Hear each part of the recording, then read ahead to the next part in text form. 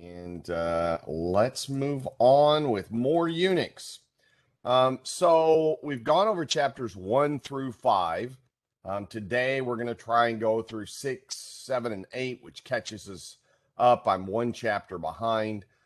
So chapter 6 is about software installation and management, okay? And in the Unix world or the Linux world, we do a lot of software installations. I would say, I've installed so many, I don't remember all of them, but I've installed everything from web server software to app server software to database software and a lot of application software, finance software, reporting software, different types of software that different departments need. If you're on the developer side of the house and you are installing, a ton of software that developers need, you might be installing and upgrading Java, or all the different Java libraries that are out there, like the Spring framework as an example. So you spend a lot of time, installing software. Now, what I will say is that has been simplified these days. You have it a lot easier than I did, okay, when I started out with Unix.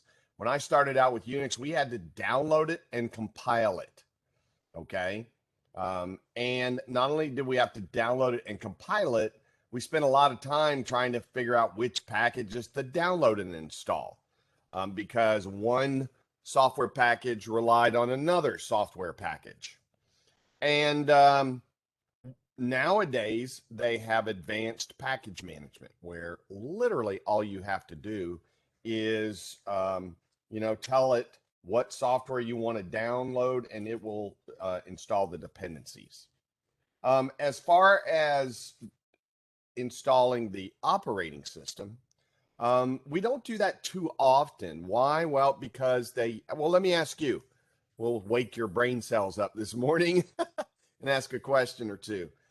Why do you think nowadays that we don't install, okay, and this is kind of a little bit of a trick question, but why do you think that we don't, say, install software like we used to? In other words, downloading it from the main site, installing it, or putting a DVD or CD. Back in the day, we always had these DVDs and CDs, and now you can just, download the ISO from a web page.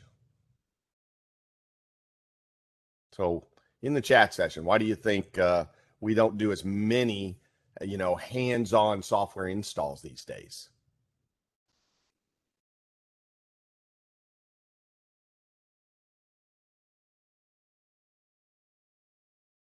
So we're going to go over cloud technology.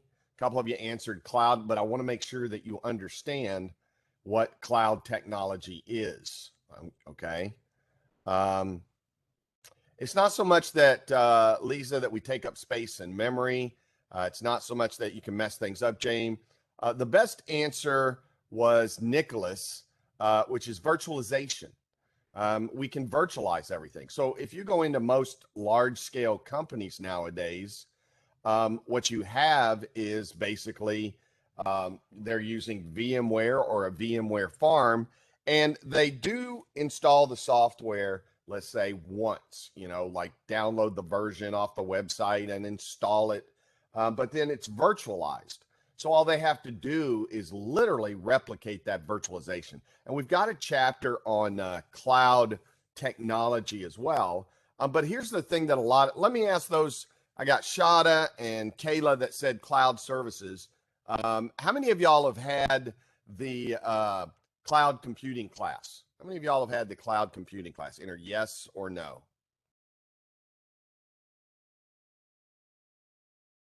People have we in our class, because okay. Oh, you thought I meant why we moved to virtualization? No, I was looking for virtualization. So we've got 2 or 3. So the reason I'm asking is because a lot of times when folks say, the cloud, do they really know what the cloud is? Okay. So the underlying part in order to be in the cloud requires virtualization because it's on demand, meaning instantaneous from the perspective of the user that's using those services. You know, but virtualization ties it and brings it all together.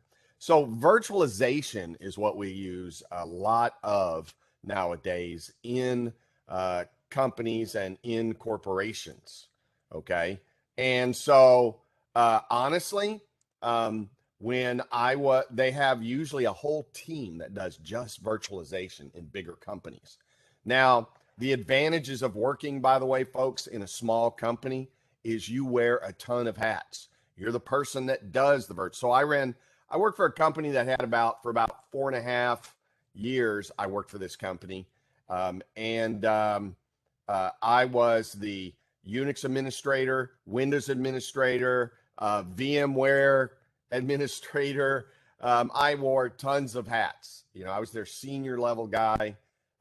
And because of that, I was their network administrator. And because of that, you get to wear many hats. If you work for a large company, they are going to put you in a box. Okay. And so I'm letting y'all know a little bit about what the job market is. So they're going to put you in a big box. You're going to be the Unix administrator. You're going to be the VMware administrator. You're going to be the Windows administrator. And the Linux administrator isn't going to get to go over and play with the Windows administrators. Okay. You might be, let's see, I'll give you an example, server support lead. Okay. And you got a team of Unix administrators. But guess what? You on the Unix administration or Linux administration team, you don't install any servers. The VMware folks do. You tell them, okay, we need a Unix system. We're going to install some software on it.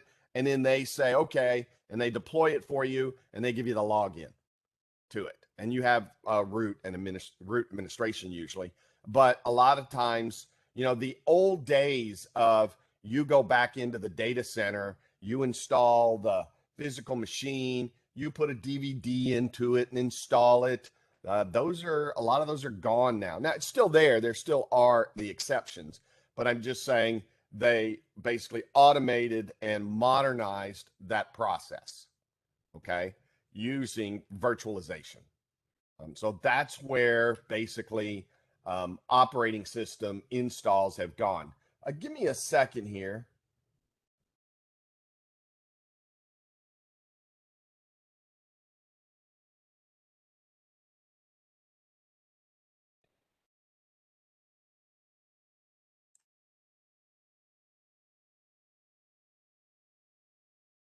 Okay. Normally at the beginning of a class, I do a check just out of curiosity. We got about 22, 23 people enrolled in our class and 16. So we got about 7 people missing. This is just a quick reminder. I do take roll call. And if somebody dials in late, I'll take it again. But you know, it does go towards your participation grade. Of course, all y'all are here, so you don't have anything to worry about. So let's begin. Managing software. Generally speaking, a Unix or administrator or a Linux administrator automates the mass installation of operating systems. We maintain, and by the way, we maintain custom OS configurations for the local environment. We keep systems and applications patched and up to date, and we manage add-on software packages. Now, we can install software the old method, boot from a DVD, and you answer prompts. Now, in our class, we are going to be, once we get finished with the scripting portions of the lab, we are going to be installing software. We're not going to be booting from a DVD. What we're going to be doing is basically, you know, downloading the ISO and basically, you know, clicking and installing from there. I take you through the install process. So we're downloading a file to our system and we're installing it from a VMware perspective. So from VMware, you are going to boot off of an ISO that we download. Okay. So it is similar to booting off a DVD because ISO format is a DVD.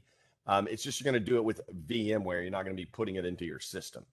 Although saying that, when I first started teaching this class, I used to bring in DVDs and give everybody a DVD. Okay, excuse me. Anyways, installation documentation. Here's a few sites, for understanding Linux installs, SUSE, Ubuntu, Open Solaris. Just out of curiosity, yes or no in the chat session. How many of y'all installed a Unix operating system? Answer yes or no.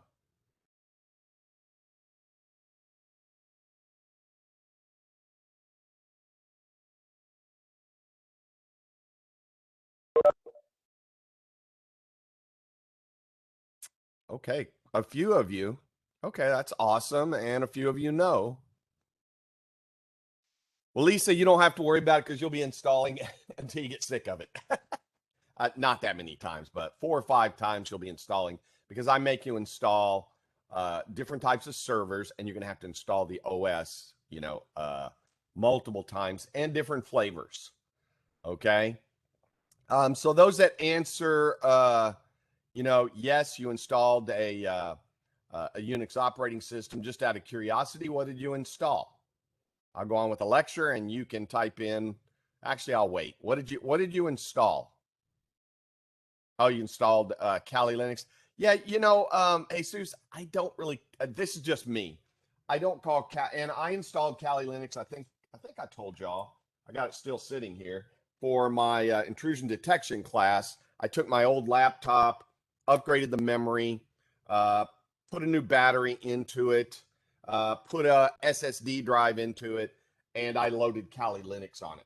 But I don't really call that a I don't know. I don't really call that a loading software because they've done it all for you, really. They've configured it. They have everything installed. It's really ready to go. Their version of what they've run. Ubuntu, great. And then, Nicholas, you've done a lot. Ubuntu, Linux Mint, and CentOS. So that's great. That's great. And I only got 3 people, but I got a bunch more yeses than that. Let's see. Kayla, Allie. Who else said yes here? James. What did y'all load?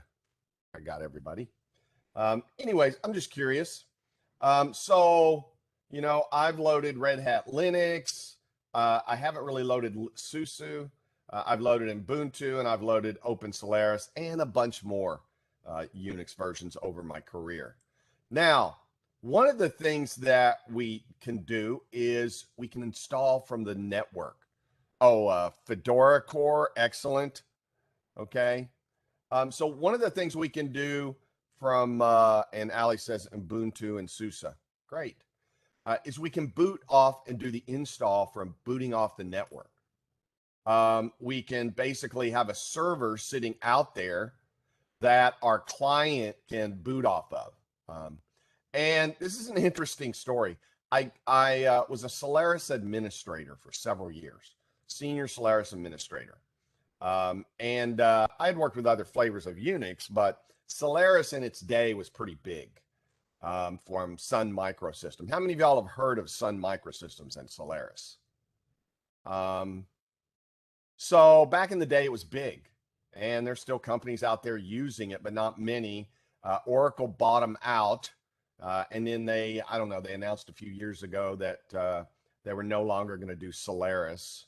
I don't even know if I haven't looked in a while to see if the x86 version is still out there and open source. But anyway, so I went to work for this company I told you about a few minutes ago, and my boss had 20 new servers come in, and he was going on vacation, and he said, and they were a company that provided financial data to some pretty big companies. Dean Witter, Entergy, which went out of business, or not, Enron, sorry, Enron, which is out of business. And, so we would install them turnkey solutions, all ready to go. We would ship them the server, they put it in their data center, ready to go. And so we got 20 new machines in, and he wanted me to, go configure them. And I said, oh, okay, well, where's the process? And he's like, oh, you put this DVD in, you install the software, then you put our software on, and I said, well, okay. I said, I can automate that.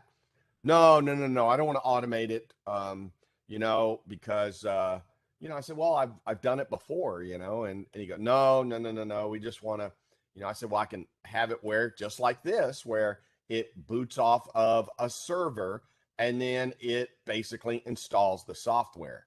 So if we look at this process, it goes out using, say, DHCP, and makes a request to that boot server that's out there. Okay. And then once it hooks up and it's running that operating system from this, well, it requests the boot image. And then here comes the boot image, and it may request other install files as it, what it does is it loads the operating system into memory. So it is putting that operating system into memory by grabbing it off of this particular server. And once that operating system runs, then it automatically starts talking to the disk drive and installing software. So I told him I could do this. I had done it before. He said, no. What do you think I did? What do you think I did? You think I did it? I did it anyways. So I set it all up, and literally I did all 20 servers in like a day. So he comes back from vacation and he goes, how are you doing with those servers? How many more of them you have left? I said, oh, I'm done with them. And he's like, what? You're done? And I said, yeah, it took me, about a day, or well, actually it was like a couple hours. I said, it took me a couple hours. And I said, actually, it was longer to set up well, I didn't really want you to do it that way, And I'm like, oh, I'm sorry, I thought I would set it up and let you take a look at it. And if you don't like it, then I can load it all by hand for you. I don't, I just, wanted to get that working for you. And so he went over there and he checked them out, logged into them, and came back and he was like, wow, that's pretty good. You did all that automated? And I said, yeah, it installs the operating system, all of the patches, and then it installs our software. And so after that, everything was automated. So he had a bad administrator before me that had literally, caused problems because they didn't know what they were doing. And so I've worked with managers like that where they get a bad administrator and then they're apprehensive about what they want to do. So with large scale deployments, okay, we don't install software, by hand much anymore. We will do it over the network. Most common methods, DHCP and TFT to boot the system, okay? And then once the system boots, it starts running a program that then starts installing software. Pre-boot execution environment, also known as PXE, is a standard that allows systems to boot from a network interface. It acts like a miniature OS sitting in a ROM on your network card. Yes, your network card can have PXE in it. And most systems now that come from a vendor have my little HP right here does it. Okay. If it can't find a bootable device like your disk drive or a USB or a DVD or CD, then it boots off of the network. Okay. The external portion of PXE protocol is straightforward. It's similar to the net boot procedure. A host broadcasts a DHCP server request with the PXE flag, and the DHCP server or proxy responds with the DHCP packet that includes PXE options. Now, I'm assuming everybody knows what DHCP is. Okay. Does everybody know what DHCP is? Answer yes or no in the chat session. If you don't want to answer to where everybody sees it, you can always do a private one. Dynamic Host Configuration Protocol, DHCP. This is where a server is out there running the DHCP protocol. and it gives us an IP address. Yeah, usually by this class, everyone should know because this is Unix 2, and by now, a lot of folks, when they take this class, they're close to graduating. They're almost graduating. Just out of curiosity, anybody graduating this semester or next semester? Oh, looky there. Congratulations, folks. Congratulations. That's awesome. That is awesome for those of you graduating this semester or next semester. Okay. Yeah, usually by the time you take this class, most folks are close to get to graduating. It's either this semester they're graduating or the next one. So PXE Linux provides a boot file you can install in your server's TFTP boot directory, and that is downloaded to the PC with PXE goes into action. It then executes that boot file and downloads the configuration from the server. All they're saying here, folks, is that it's booting that Unix or Linux into memory.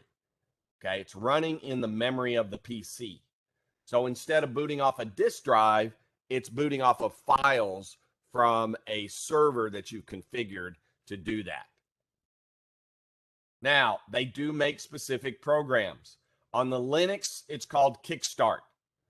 And I would say I'm more familiar with Jumpstart, which I'll show you here in a minute, than I am Kickstart. I think I've done Kickstart 1 or 2 times, but not that many, and it's been a long time. But what you do is you have a file out there, a configuration file, and then Red Hat provides a handy GUI tool called sysconfig kickstart. And really what you're doing is you're setting up a server out there that its primary job is to install software. So in this case, you would use PXE and a DHCP server would be running that would give it a IP address, and then it would start downloading from the Red Hat Linux system or Linux. Kickstart would be running there. It's a program that runs. That's the configuration file. And it would tap into Kickstart and start installing software. Here's an example of the configuration file. You're setting the language and the keyboard to US and English. You're setting time zones. Look at this. You're setting a root default password. You are setting the, here's the bootloader. You're installing, look at that, installing the master boot record onto, say, the disk drive, whether it's, SATA or SSD, and then here, look at this, see this URL, you've got an install server, URL, Red Hat, where you're going to start pulling files. Here's how we're going to partition the disk, folks. Here, this is the root partition right here. We can give it sizes, okay? We can go in and basically do 2 tons of configurations. We can tell it what patches to load. We can tell it what other software. Of course, Debian has an installer as well. On Ubuntu, as an example, debconf is the utility, and it also builds a configuration file. If you look at this configuration file, it may not be similar to the other, but the content and what it's trying to do, okay, is similar. For example, giving these systems a host name. Okay, here's a user that we added, Donald Duck, with a password. Here is, partitioning information right here. Look at this, dev SDA.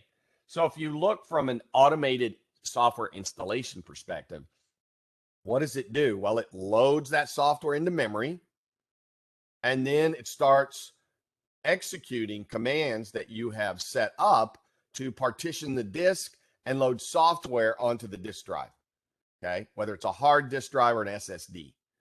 Once that software, and of course it has to have the master boot record. We talked about the bootable process in one of the other chapters, so I'm not going to rehash that.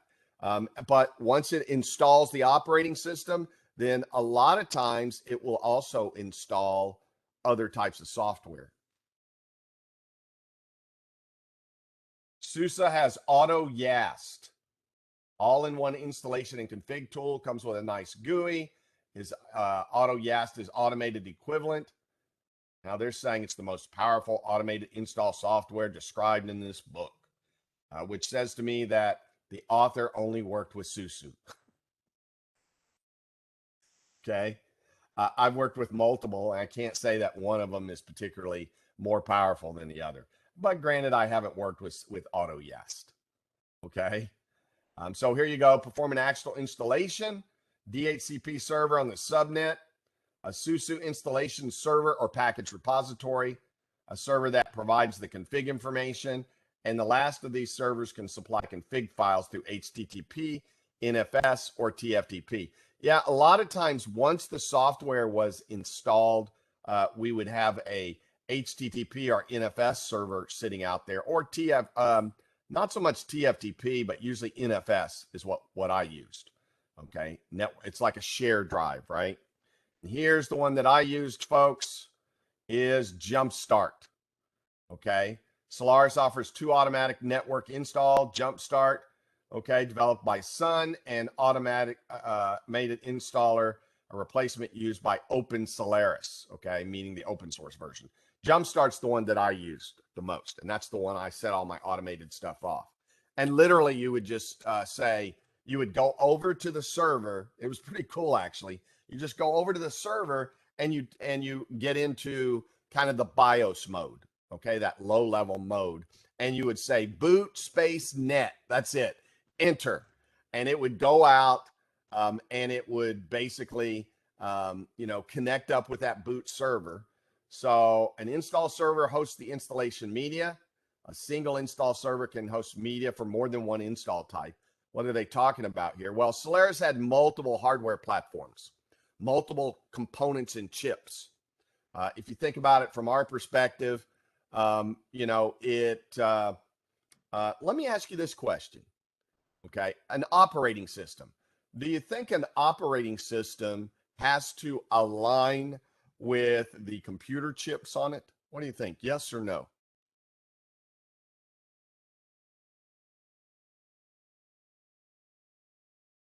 It does. It does. So in the day, there was no x86 Solaris system or Open Solaris. You just had Solaris, and it would only work on those vendors' computers, in this case, Sun.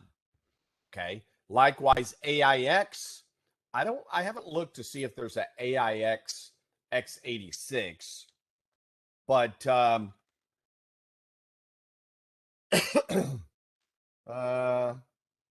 there we go. Says here the AIX still doesn't run on x86 hardware. Okay. And so you had these vendors. And by the way, that's why Linux came out, folks. Linux came out because all of these different vendors only had Unix systems that would run on their hardware, their computer chips. And so Linux comes out that works on an x86 environment, a PC environment. And boy, did that just blow away a lot of these vendors with their, proprietary Unix systems. So here we go. So basically, what it does is it goes out and it looks for that boot server out there. So a boot server helps the client boots and points them towards the install server. So as part of that boot process, it loads into memory the operating system, but it's not a full operating system.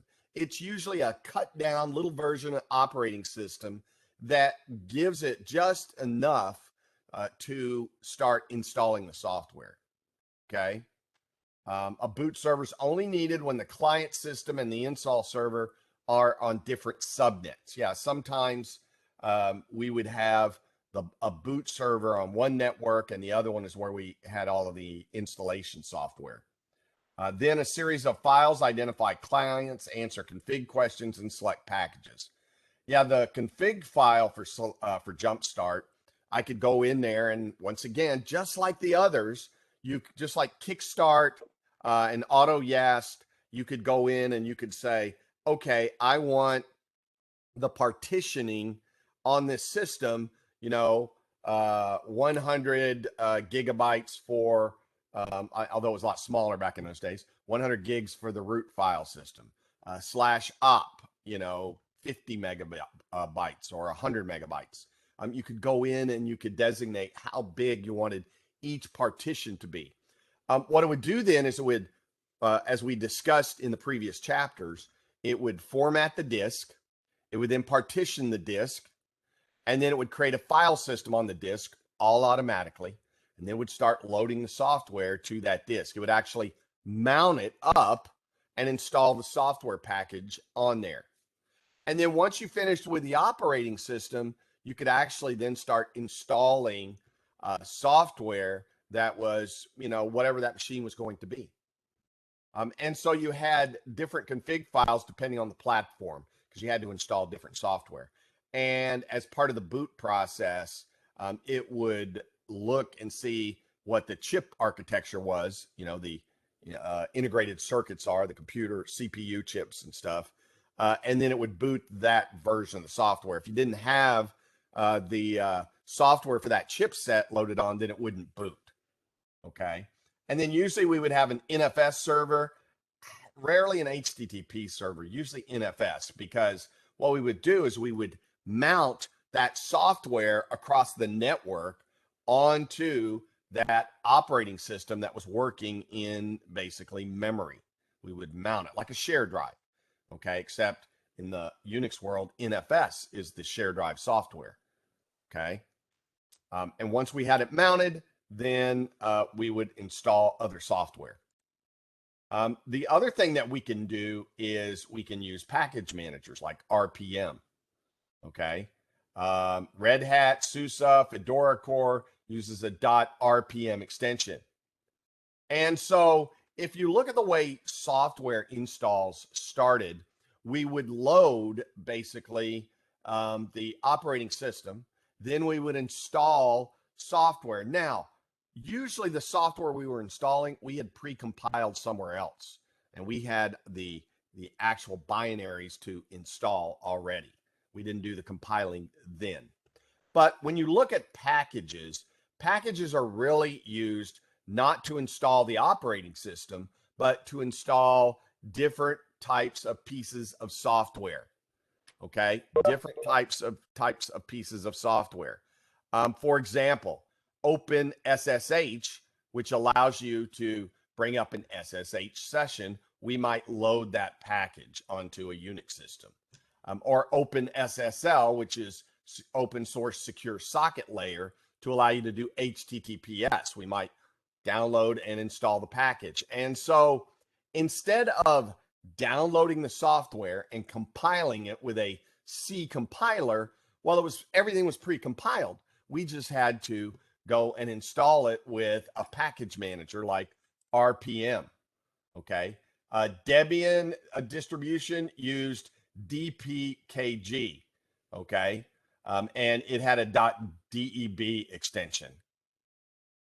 PKG standing for package, right? So RPM in Red Hat, it's used quite a bit still today. You have RPM because this is what a lot of vendors will use to distribute their software. You can download it off a web and type in RPM-I install.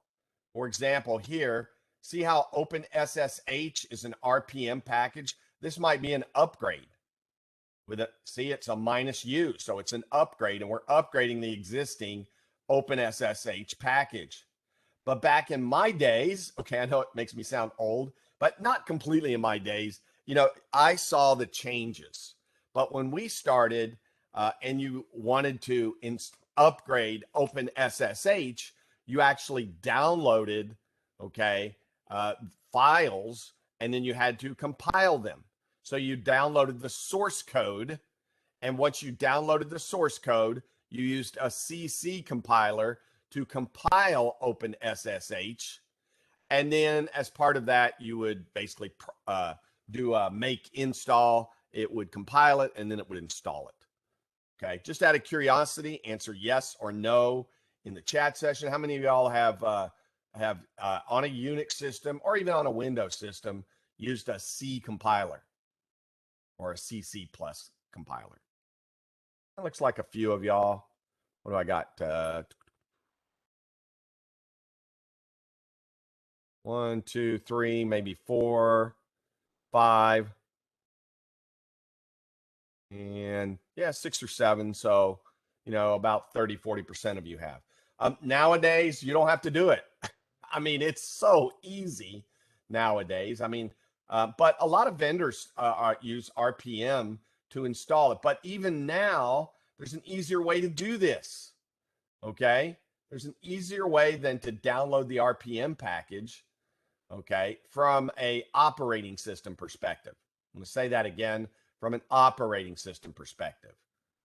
We'll see that here in a minute. Here is dpkg install, okay, from Debian. And here, look, I'm installing NVI.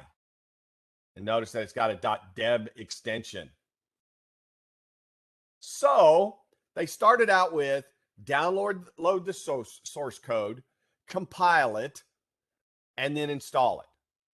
And the downside of that, folks, I'm going to tell you, and the downside of this is you had to have other packages. So as an example, let's go back, this OpenSSH. If I was to download the source code and compile it, during the compile process, you have to do what's called a make file. Okay. The make file is the configuration file, and you run this configure utility and it would make the make file. And when you ran the configure, it comes out and looks for dependencies, and it would come up and say, oh, you want to do OpenSSH? Well, you need to download and install, package A. I don't remember all the packages, but all these, see where it says error, failed dependencies? It is because there's a package missing. Well, back in the day, we had to go, okay, let me go get that one. Let me compile that one. And then it would come up, failed dependency. Okay, let me go get this other one, compile it. Oh, failed dependency. Oh, let me go get this other one, compile it. Oh, this one compiled. Awesome. Let's go back up one now. Let me compile this. Okay. Oh, another package. Let me go get that. Okay, let me try again. Oh, it compiled. Great. And you had to compile all these packages just to get the one package you wanted. Then they came out with RPM. RPM already had it compiled, but you might need another RPM package. See, that's what this is saying. Failed dependencies. It's saying OpenSSH 29P27 is needed by OpenSH ask pass 29P27. So in other words, I'm going to have to go and get, see these here? These are additional packages. I got to go get these packages, and you got to install that package. And when you install, let's say you install OpenSH ask pass, you install this. It may come up and say failed dependencies. The only difference between the RPM and the pre-compile is that I didn't have to compile anymore. These packages already came pre-compiled, but they came pre-compiled with these specific dependencies. Well, guess what? People said, we don't like that. Could we not have something that manages all these little packages, that helps us simplify having to locate and download them? Can't we automate the entire process if we want to upgrade or update these packages? And all of these dependencies, could we not just have them figure it out for us? I mean, it is software, right? Okay. So a release is a self-consistent snapshot of the package universe. A component is a subset of a release, and an architecture represents a specific class of hardware. This is just an FYI. Okay. And now, folks, you just run on Red Hat yum, and yum will ask you, do you want to download all the dependencies? Yes, please. And it goes out and it gets all the dependencies. And so literally, if I wanted that OpenSSH that you just saw, I do yum install OpenSSH, and bang, it'll say, do you want to install all the dependencies? Yes. And there's even, you can go and put a little command line that says install, so it doesn't prompt you. I've gotten a little lazy where, I just answer the prompt. And it installs all of it for you. Okay. So another one, APT, Advanced Package Tool. That's what Ubuntu uses. Zip for for SUSE uses RPM based, and it's called Zipper. Okay. And then FreeBSD has a package manager. So here we can go apt-get install, and installing new config, but here it's installing basically sudo. And if you remember sudo, right here, sudo, it's running sudo to begin with, but maybe we're installing a new sudo package. Okay. It's funny that it already has sudo here and it's trying to install sudo. But it'll go out and basically get all of those dependencies. So most important, apt-get configuration. This is the most important thing. Every single one of these package managers has a file somewhere that tells it where to go look for it. Now, when we deploy Red Hat Linux, we're going to be using Yum in a couple of the labs. And I've had some students go, well, can I just do this or this? And I'm like, no, I want you to use Yum because it's a high-level package manager, and I want you to understand what it is. So there's 2 labs where you're going to use Yum, okay? But if this file is not correct, it won't know where to go pull it. Now, in some companies, we have our own repository because they don't want it being pulled off the internet. And so they'll have their own repository that the security team has validated and looked at. And this would list basically the repository from our own internal company. Other repositories, they don't let you access unless you've registered or you have a contract with them. One of those is Red Hat. Now, in our lab, when we get to Red Hat Lab, you're going to go to the Red Hat website. You're going to register as a developer, and that will give you access to their repository to be able to do the lab. Okay. Anyways, if we go package, FreeBSD package manager, okay, and it also allows us. Now, I don't go too much more over the package manager because you're going to have a lab with it. When we get to the labs, you're going to have a lab with Yum, and then you're going to have to use Yum to install some software, okay? But that's it really for, overall for software. Now, we're going to go more into this kind of chapter, but we're going to do hands-on. You're going to load software. You're going to deploy packages when we get to, and usually it's, I've got you, I think it's Java and PHP. You're going to use Yum to install that. Okay. So yeah, so nowadays you just run Yum or one of the other one, apt-get, and it installs all those dependencies for you with pre-compiled binaries, and you're ready to go in about 2 minutes. Back in my day, we would spend a week, even 2 weeks, downloading all the dependencies, compiling to find out we had to download more dependencies.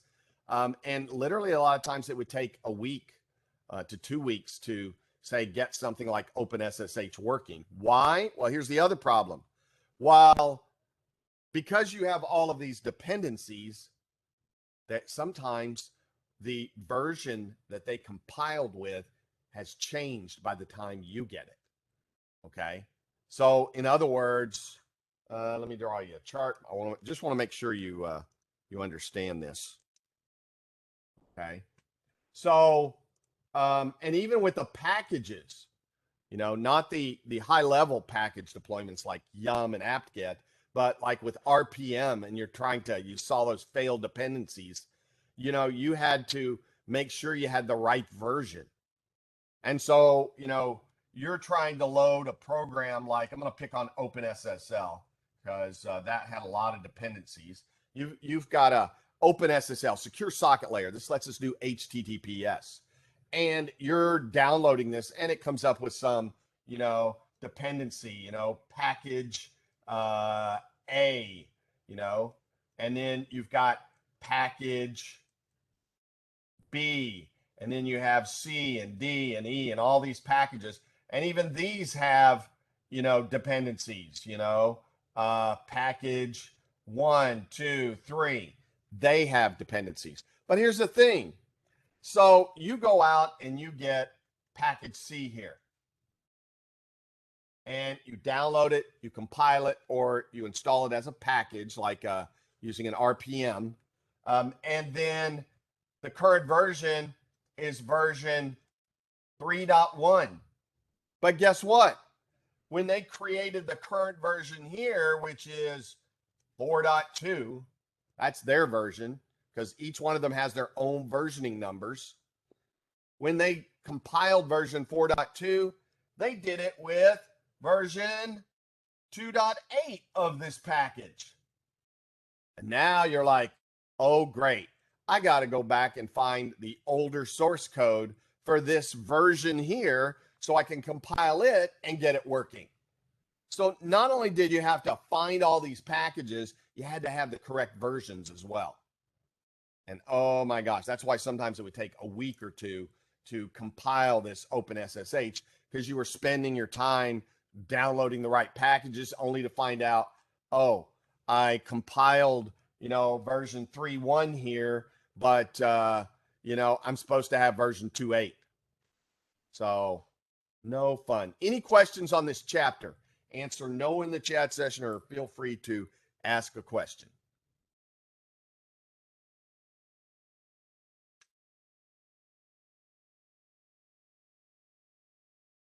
Okay. Well, let's move on to chapter 7. It's chapter 6. Give me 2 seconds here. Get the right little file up.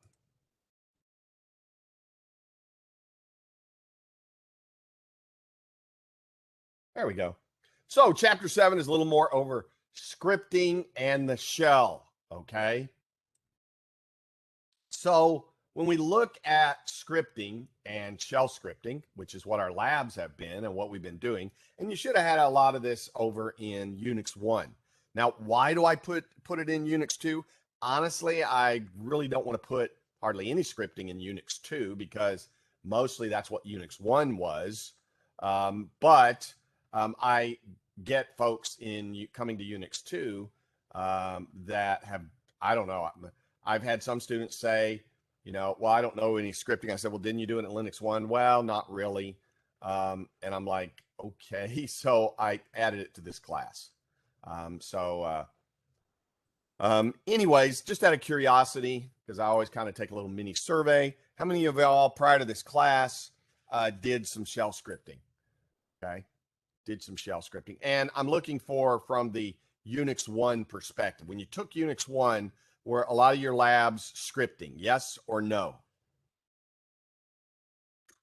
Okay, so a little, no, yeah, see, very little. See, it depends on the professor. It really depends on the professor.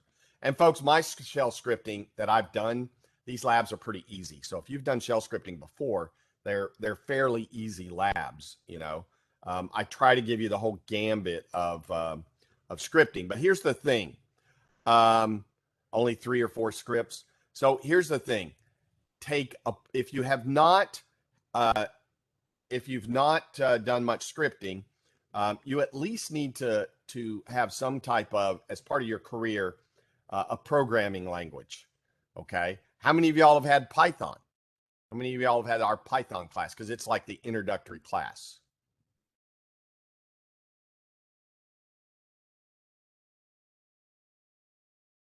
Okay, so if you haven't had any programming classes at all, folks, you need it, okay? If you're going into the IT industry, you need to know how to do some scripting or a programming class. This class isn't designed to be a programming class. I would take Python and take some of our introductory Python classes and get a Python class behind you if you have not had Python. Oh, so you've had Java. So if you've had Java, that's fine as well. But if you've never done any programming in your course material, you need to have at least one programming class and understand, how to program it. In the Unix world, we use a lot of scripting languages. Now, what's the difference to me? You'll get different interpretations. Here we go. First, shell script. So I started with shell, C shell, and eventually K shell came out. What's the difference? Well, the shell scripting language itself, for example, CD is not a command. CD is part of the shell scripting. I shouldn't say it's not a command. It's not a binary command in the bin directory.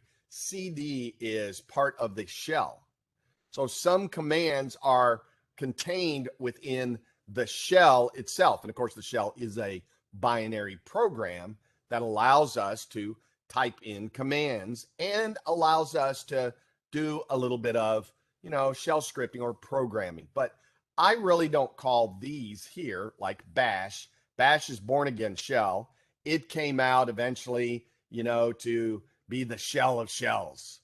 But myself, I don't call these a programming language.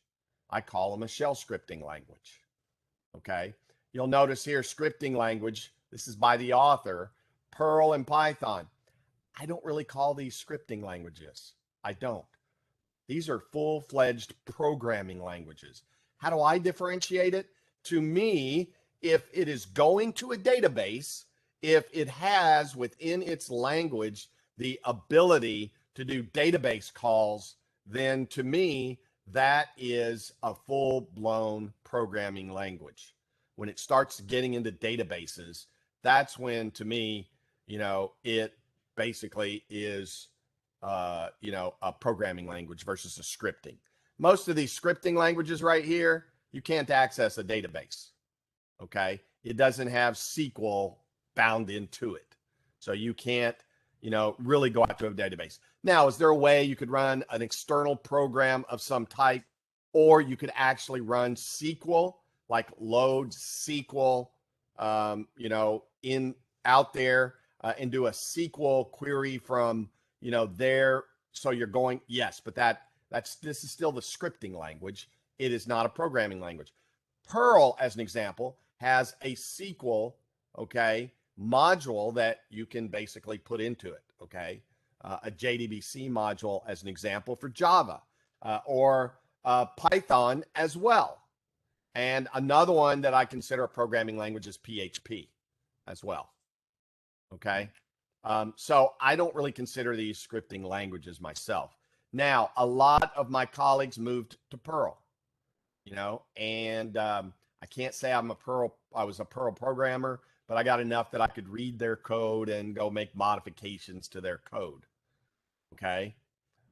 Editors, VI, Vim, Emacs. Okay. Did I show y'all the Emacs war? Yes or no? I wouldn't call HTML or CSS scripting languages myself. JavaScript to me is what a scripting language is. HTML embeds JavaScript inside it. Okay.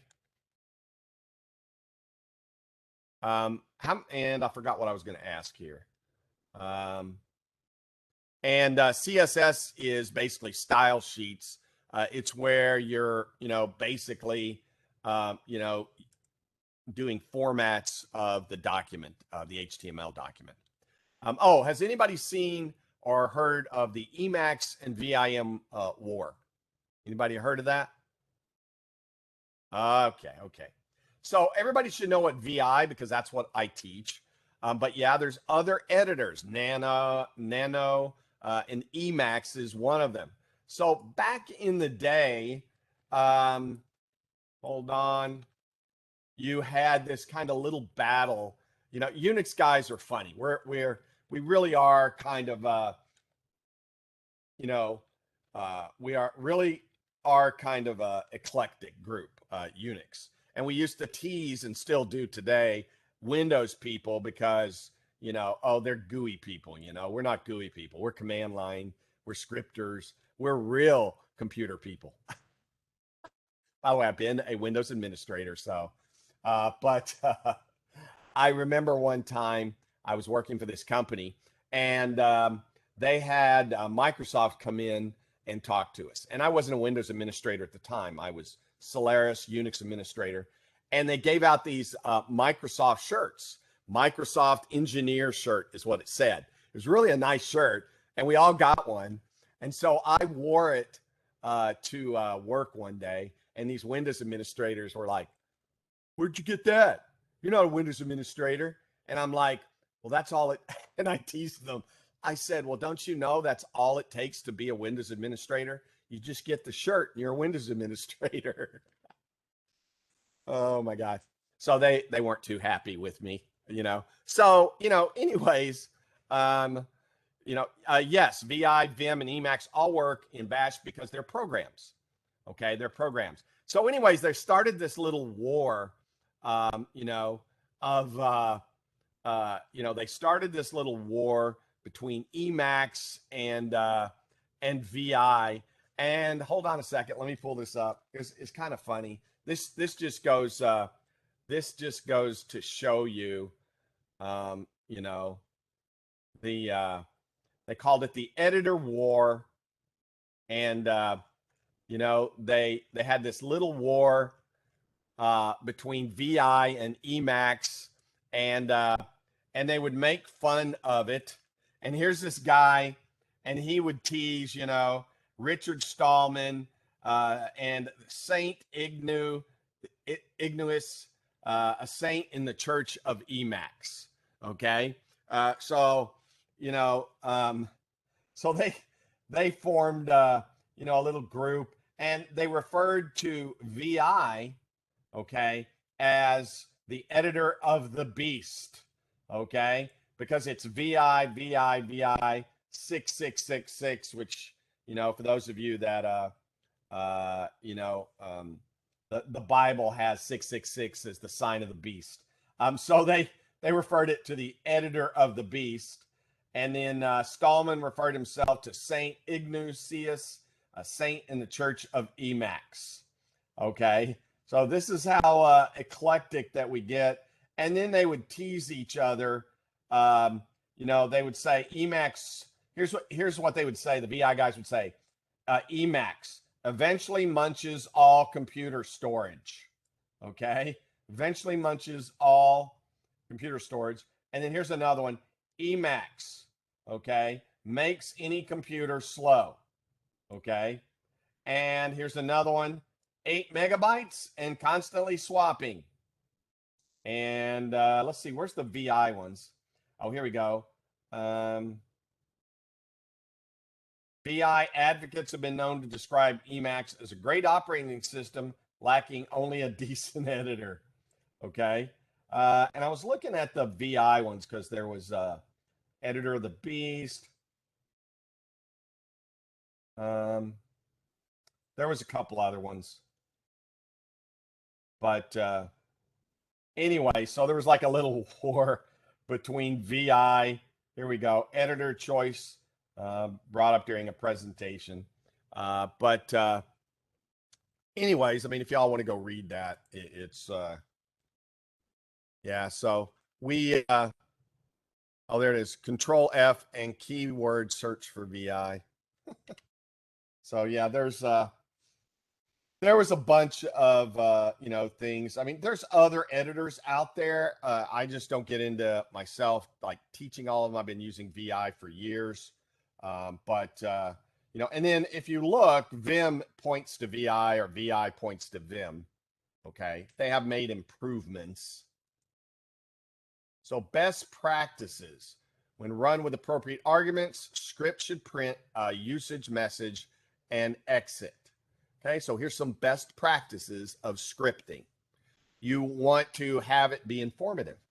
So if the script requires some type of argument as part of it, like script, and then you enter something, on the command line, then, for example, start, stop, or restart. And if they don't enter start, stop, or restart, you print a message out and tell them, hey, this is the way it's supposed to be used, and you exit. You also want to validate inputs and sanity check derived values. Before doing an RM, you might have a script double check that, well, does the path conform to the pattern you expect? Meaning test within it. Return a meaningful exit code. Remember, we've already gone over exit codes. 0 for success, a non-zero for failure. And we use different exit codes so we can tell where in the program it got to before it exited. That's what those exit codes are for. We want to use appropriate naming conventions. Okay. In other words, we don't want to use some weird names or names that nobody can understand. And here's the thing you have to think of, folks. You may come back to that script some other time, a month later, 2 months later, 8 months later, because your boss says, hey, I know you got this script that does this. Can you do this?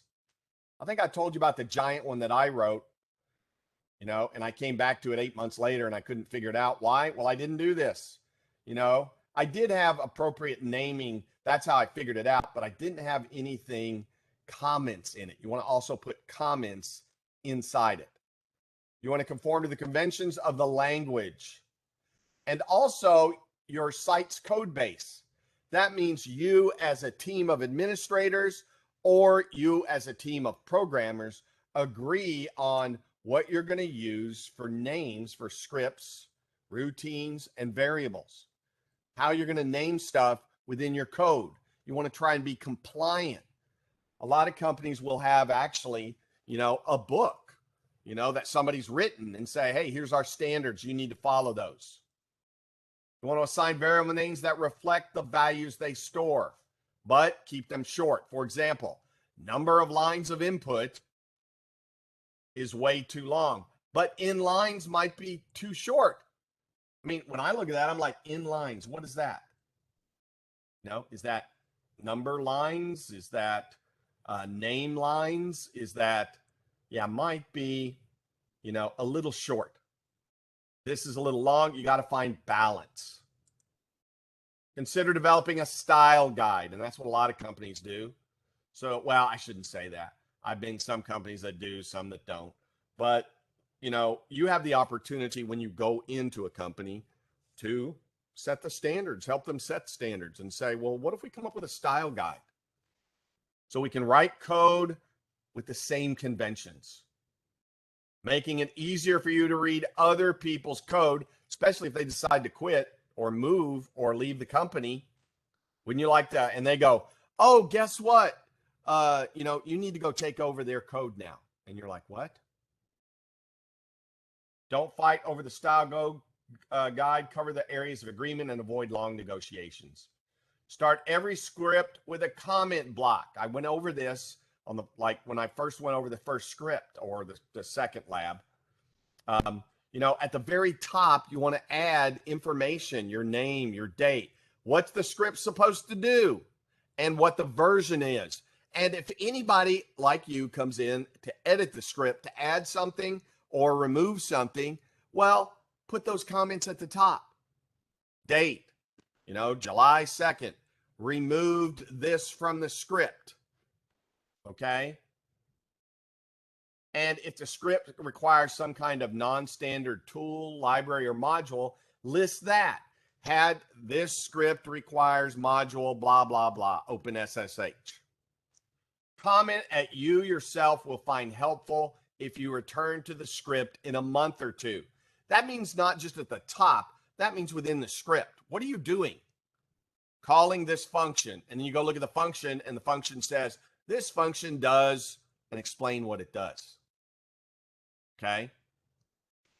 Some useful comments are the following: choices of an algorithm that you chose to use, web references you used, reasons for not doing things in a more obvious way, unusual pass through the code, anything that was a problem during the development. Now, don't clutter code with useless comments. Yeah, I've seen code where somebody put something in it and was trying to be humorous, which it was funny, okay? But at the same token, some of the comments didn't need to be there. So it just made it longer. Assume intelligence and language proficiency on the part of the reader. Yeah, when you write code, you assume the other person knows the same language.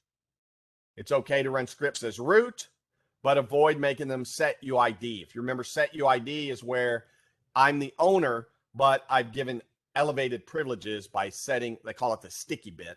By going and using a change mod command, I can do the set UID. We saw that with like change mod 4000 as an example. You know, if you're going to run this script as root, we use a program like sudo. Sudo will actually track and keep a record of what we've run.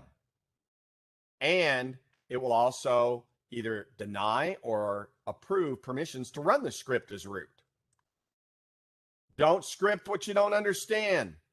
Administrators often view scripts as authoritative documentation of how a procedure should be handled. Don't have half-baked scripts. Feel free to adapt code from existing scripts. We do it all the time, by the way. But don't engage, copy, paste, and pray. Meaning, if you're going to copy some code from somewhere else, off the internet or somewhere, make sure you understand what every line is doing. Don't just go, oh, this says it does databases. Okay, I'm going to grab this. Next thing you know, someone's going, what happened to our database? It's corrupt. So with Bash, you have this -echo option, folks. We're going to go over this in one of our scripting exercises. It basically what it does is it shows you the code as it's running. It's pretty cool. And it shows you the variable getting filled. Remember, in Python, you're in debug mode unless you explicitly turn it off with a -0 argument. Tom Christian suggests that the 5 golden rules for error messages. An error message should go to standard error, not standard out. Include the name of the program that's issuing the error. State what that function or operation that failed is, and if the system call fails, include the P error string, the process error. What's the process ID? And then exit with some code other than 0. Now, all of us should know what standard in, standard out, and standard error is in the world of scripting. But let me ask you, what is standard in? From a scripting perspective, what is standard in? What do you think? Answer in the chat session. What is standard in?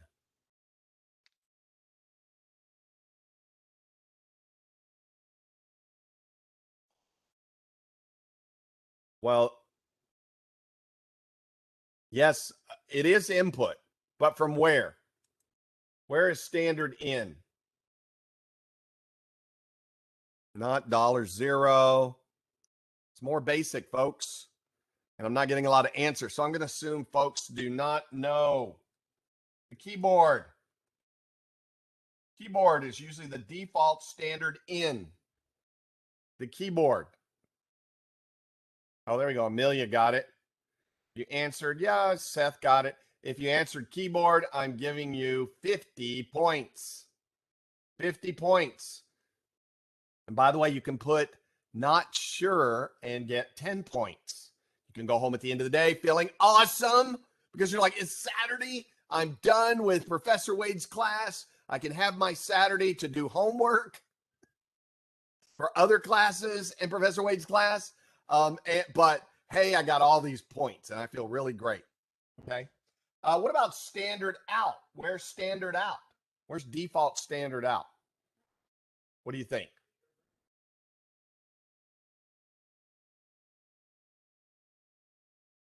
Yeah, the monitor or the screen. Usually what this is, folks, is our putty shell. You know, our putty shell. We have putty up. It's that shell. Okay, that is standard out. And what about standard error? Where's default standard error? What do you think? Where's default standard error?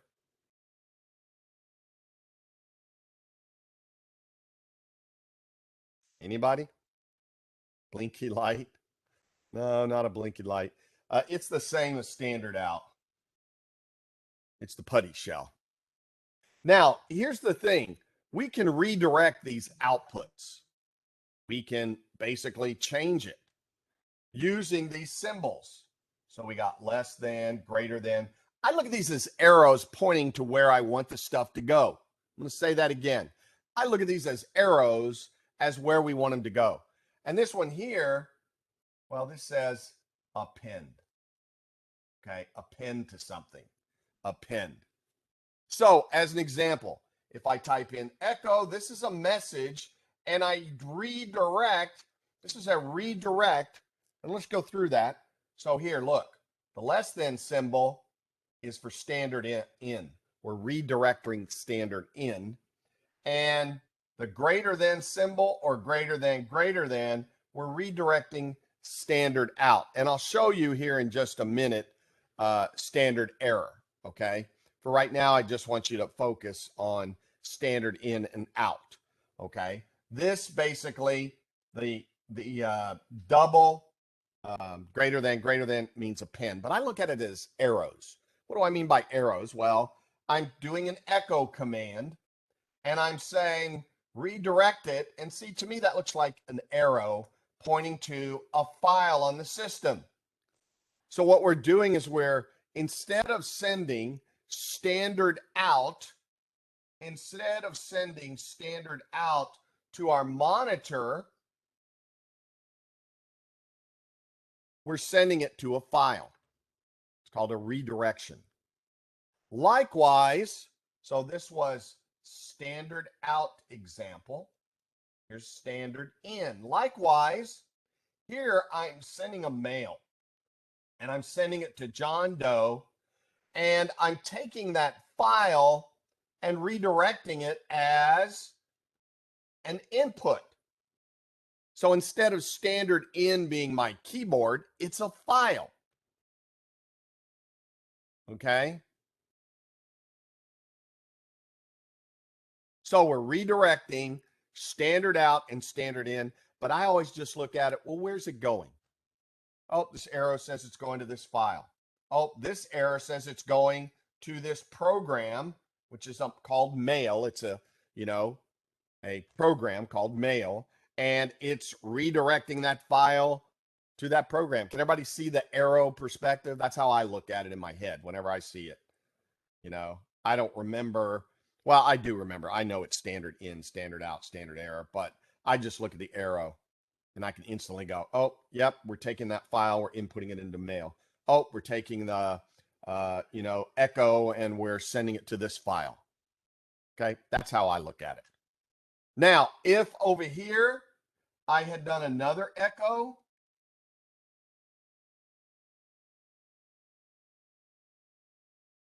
and I had done this, it would basically append it. And then if I did temp message, it would have appended to the file. It would append it. Now, you have to be a little cautious here. What do you think if I had done this command over here? Oops, hold on. Let me get my, what do you think if I had done this command, this exact command with only one a second time? What do you think would have happened to the file? What would have happened to the file if I'd done that a second time? Anybody?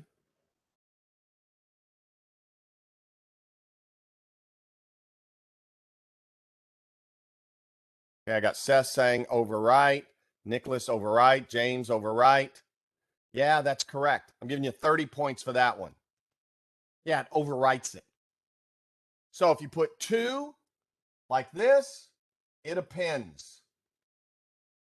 It appends. If you put 1, it either creates a new file or overwrites an existing one. Now, what about standard error?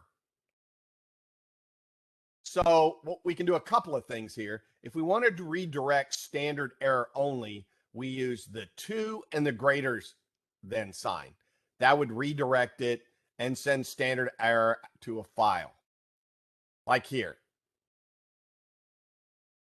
Now, if we want to redirect both standard out and error, we can use a greater than and an ampersand, and that would redirect it to both of them to say the same file. Now, let's take this apart. Find / minus name core.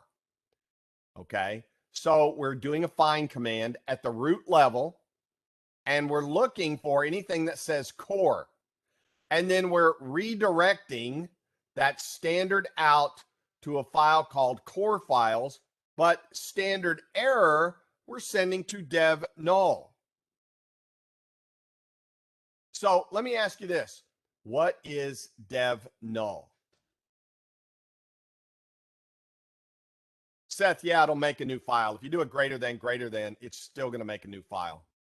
What is this dev null? Anybody know what this dev null is?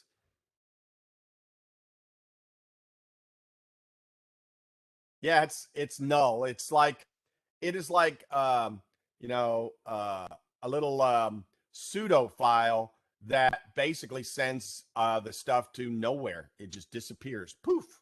It's like sending it into an invisible bit bucket, or maybe another universe somewhere where they're going, why do they keep sending our junk to us? So anyways, so what it's doing is maybe you get an error that says permission denied. You can't read some directory out there. Well, you won't get the error because it'll send it to dev null. You'll get no errors. In this example, we just want to get core files that we can, you know, potentially delete. Okay. Ooh, that's a good question. Can you use null to delete things? You can. Okay, you can. That's a good point. So let's say I got this giant log file and it is, you know, 500 gigabytes and the disk is full. And we're like, oh my gosh, what are we going to do? Well, we can do a cat /dev/null, which is nothing, and redirect the output to the log file, and it will clear the log file. This is often how we clear log files. Okay, now, hopefully we've analyzed the log file to figure out why is it filling up the disk space, okay? But it's gone. The content, the log file's still out there. The contents are gone. And here's the something else just about log files. You don't want to remove it.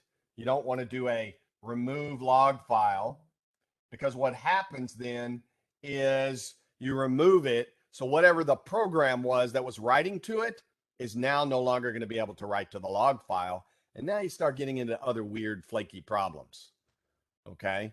Where it's buffering it up in memory, and the next thing you know, the program's crashing because it's buffering up a log file it can no longer go to. So instead, the way to do this is to cat dev null into the log file. You also have to understand, well, what filled it up? Maybe somebody left the logging in debug mode. When we have logging in debug mode, we get 2 tons of information from it. And that 2 tons of information that we get, you know, well, maybe we fix the problem, but somebody, here's what usually happens. Somebody left debugging mode on, and you're like, is there some reason that, oh, I was looking at this. I'm sorry, I forgot. Oh, great. We got 500 gigabytes of debug log files.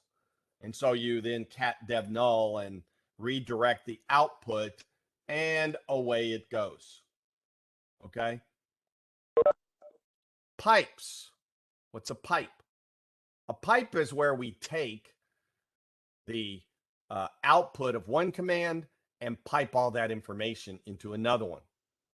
It's a way to connect standard out to standard in.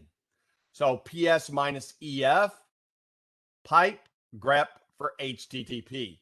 D. As a matter of fact, you have seen me execute that command a couple of times. Give me 2 seconds.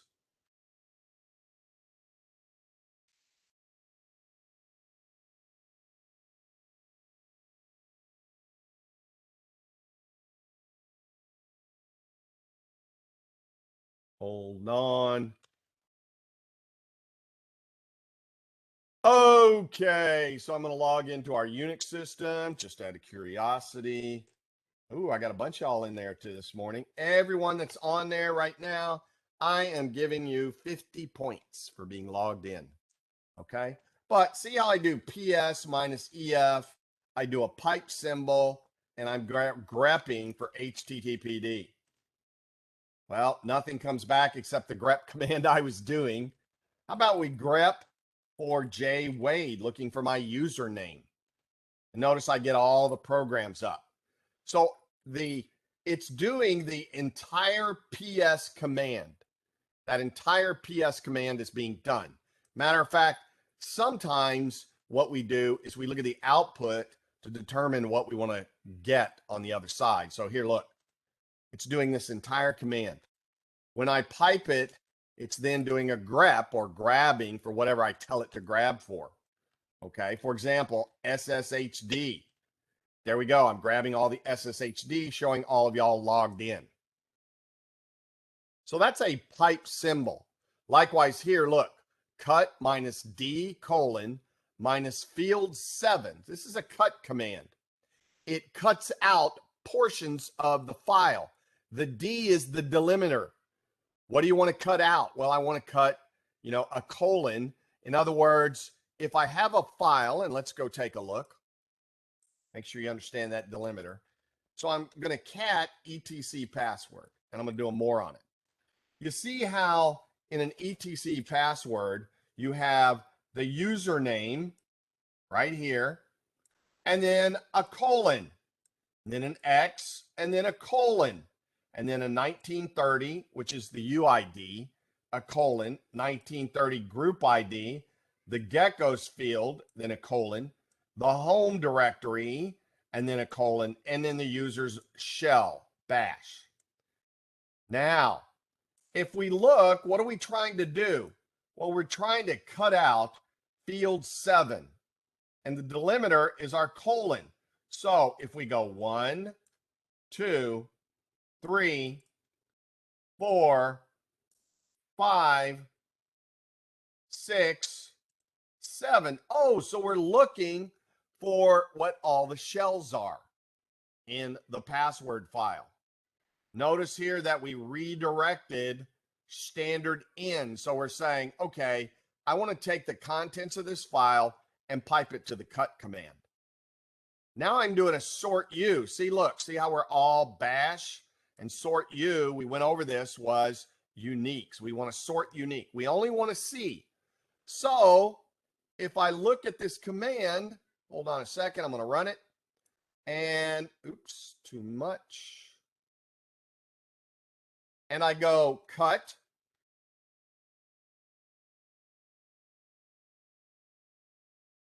minus delimiter colon minus field 7 redirect etc password, and then the output of this command, and I'm just going to hit enter right now just so we can see, because this is what I do a lot of times as well. If I'm looking, when I'm writing scripts and I'm looking for a specific format to put into a variable, well, then what I do is I run it on the command line first, and I'll piece it out. So here we go, enter, and notice it gives me all of the different shells, and bash is there many times. Now, I'm going to do an up arrow, which is going to repeat the previous command. There's my pipe symbol, and I'm going to do a sort minus U, which says sort unique. It's going to do two things. It's going to sort it in alphabetical order, and then it's also going to look for unique entries. Notice bash, false. So there's really only 4 shell types in my etc password file. That's it, just 4. People either have a bash, a false, a sync, or a no login. That's it, just 4 entries. Now, see, I could easily put something like that into a variable, shell minus types equals, and then I could, basically run that command and put it into a variable. Okay. Now there's a couple ways to do it. And by the way, I put something up there because somebody made a comment in the last class and I wanted to give more on that. So give me 2 seconds. Let me see where I put it.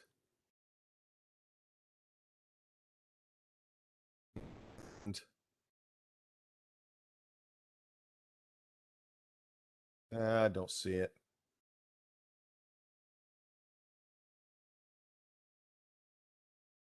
No, darn it. No, I bookmarked it, but I got so many bookmarks. I need to go through and organize them. So hold on.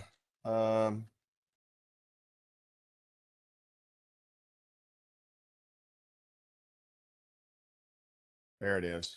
Let me see if I can find it. Ah, okay. So here, this is the way I do it, folks. And I'm going to go up and grab this. See, I use these backtick marks. And we talked about this a little bit. This is what I use. Okay. And let's see.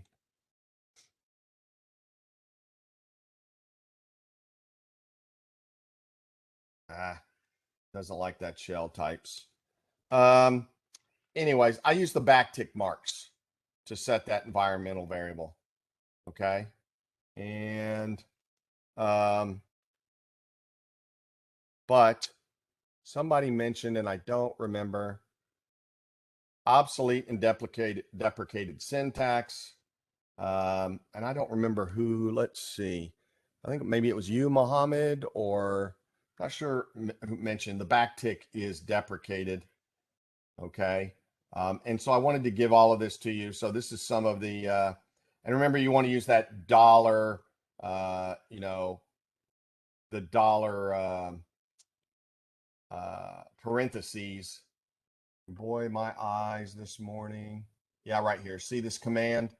See how you have the backtick mark right here? And instead it's dollar and let me zoom that in a little bit. So, and it's that dollar and then the commands. Okay. So that's the newer style from this old timer. I think, I don't know, I don't remember who pointed that out.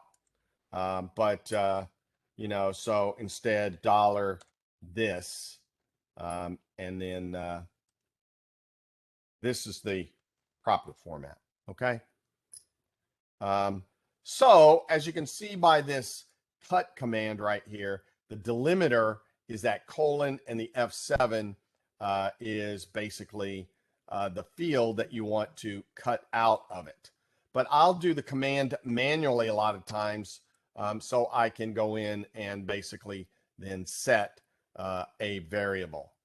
And give me 2 seconds.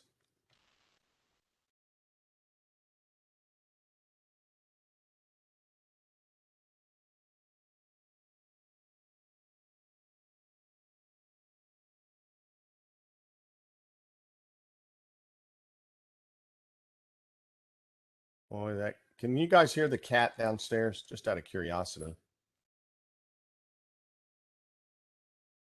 Okay, that's good. It's driving me crazy.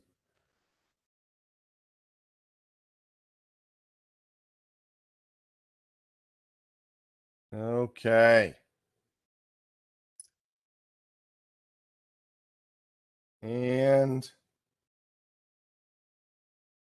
so to execute, oh, the other thing that we can use is a little bit of Boolean logic in our scripting. Notice LPR, which is a printer command, and this and, meaning that this both commands have to work. So if we want to execute a second command, okay, we can separate the command with an ampersand. So this command has to work in order for it to run this command. Okay. So LPR temp means we would have to print something out before it would remove the file. So it has to, the first command has to be successful in order for this to run. Likewise, we can use the 2 pipe symbols to say if the first command fails, do the second one. So here, look, copy, preserve, recursive, etc, spare backup. So here we're copying, we're doing a copy. We are recursively copying the etc directory, and we're copying it to spare backup. But then we have this pipe symbol twice, which says echo didn't make the backup. If this command fails, then it's going to do the second one. So once again, ampersand says if this one works, this command doesn't fail, it works, do this next one, remove the file, or whatever you want it to do.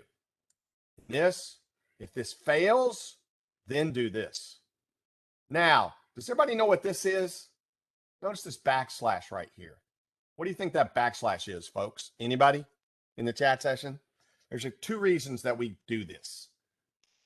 What do you think it is? What's the backslash? A couple reasons we do a backslash in a script.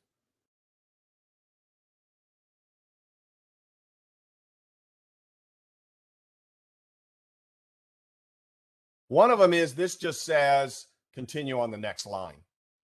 Okay? It's continuation. If we were to do this and then hit enter here, it would not do this portion of the command. This is when you want to carry it to the next line. You know, maybe you typed it too long. I always just try to get it all on one line, but this just says, hey, this command hasn't ended. It is here. And sometimes we use backslashes in programming languages to basically, you know, take something and say, okay, it's not supposed to be this. In other words, it might be a variable of some time and you're backslashing out to indicate it's not a variable. Okay. I was trying to think of some other examples, but I don't have any at the top of my head here. So for example, you can have what's called a backslash in, which means a new line in your script. A backslash in means a new line. If you don't have the backslash, it assumes it's an in. And if you have a slash that leans the other way to the right, it assumes that it is, you just want to type in /n. Okay. A backslash can also mean I want to do a command, like a new line. Okay. etc dir equals etc. These are variables, how we put them in. So a backslash is not a separator. No, it's not really a separator. The backslash in this case is just saying, hey, I want to continue on the next line with this command.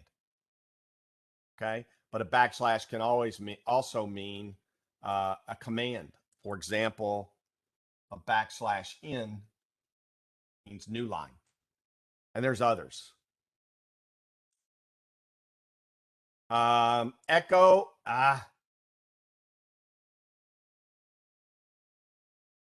so here we go. Echo $etc dir. So I set a variable and /etc. Okay. That is a variable. That's how we would store something into the variable.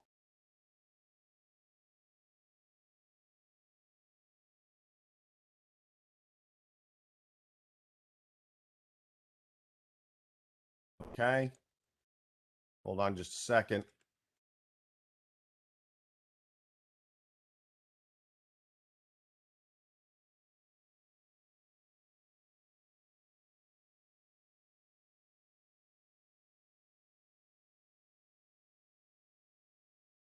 Oh, Python has that as well. Okay.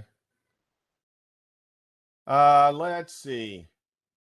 Yeah, I don't like, this is just personal preference, folks. I don't really like to use these. Although, yes, I have on really, really long. I don't like to use them because if you don't read it makes the code read messy to me. That's just me, personal preference. It makes it to me when you have all those, the code gets to me kind of more difficult to read. When you reference a variable, you can surround its name with curly brackets. If it usually, so look at this. If I didn't put the curly brackets, it would print out, you know, the actual $REVTH. This is basically the format that you would use when you're embedding it between the double quotes. Okay. Environmental variables can be placed in your login scripts. I showed you that, the profile or bash profile. For example, you could export a var name to promote a shell. Path is what I showed you. And you could put the dot in there so it would look in your path right in the directory you're in for the commands. Okay. So here we go. MyLang equals Pennsylvania Dutch. Echo, I speak $mylang. And you would get I speak Pennsylvania Dutch. Okay. And notice here, if I used See where they use these single quotes? Well, look what it prints out. It doesn't print out the variable. It prints out whatever, the name of it. So, and what we really usually want is this. So usually with an echo, we use double quotes and not the single quotes. So environmental variables. If you log into your system, and hold on, let me bring it down. We go print env. You notice there's all my environmental variables. It tells me my shell is bash.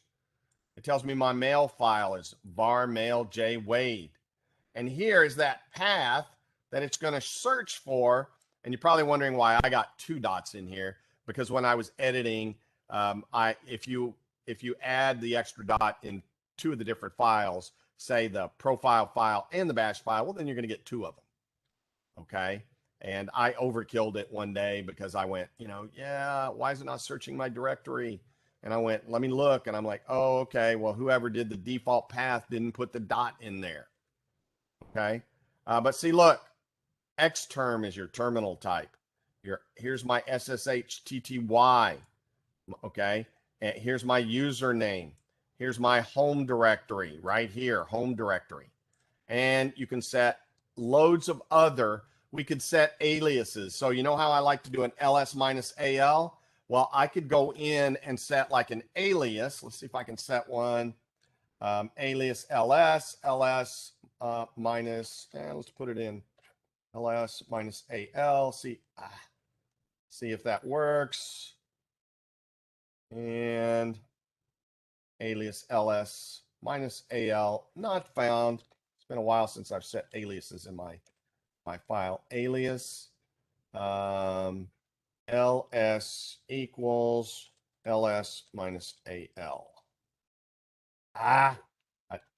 You'll notice I made a mistake. I didn't separate it. So there's my alias. And now if I just type in an ls, look what it does. It lists the long way, which is what I like. So yeah, you can put shortcuts using aliases for your own commands.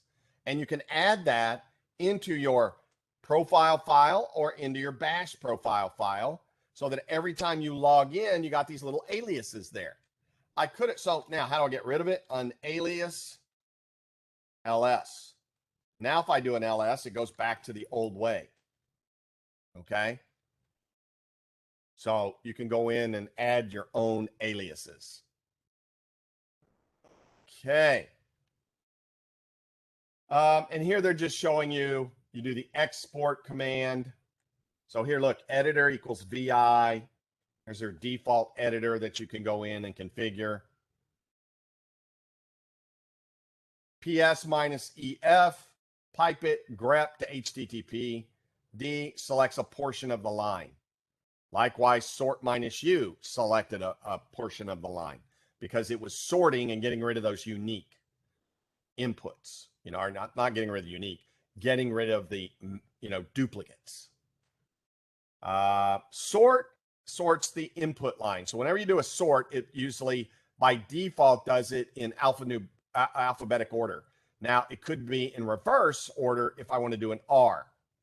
And then you can do case sensitives, do it by case sensitive. You can specify the columns for the sort key, and here output unique records only. But there's always more than one way to do something. We have that command I mentioned earlier, unique. Similar to sort, but it has useful options that sort doesn't emulate, like -C to count.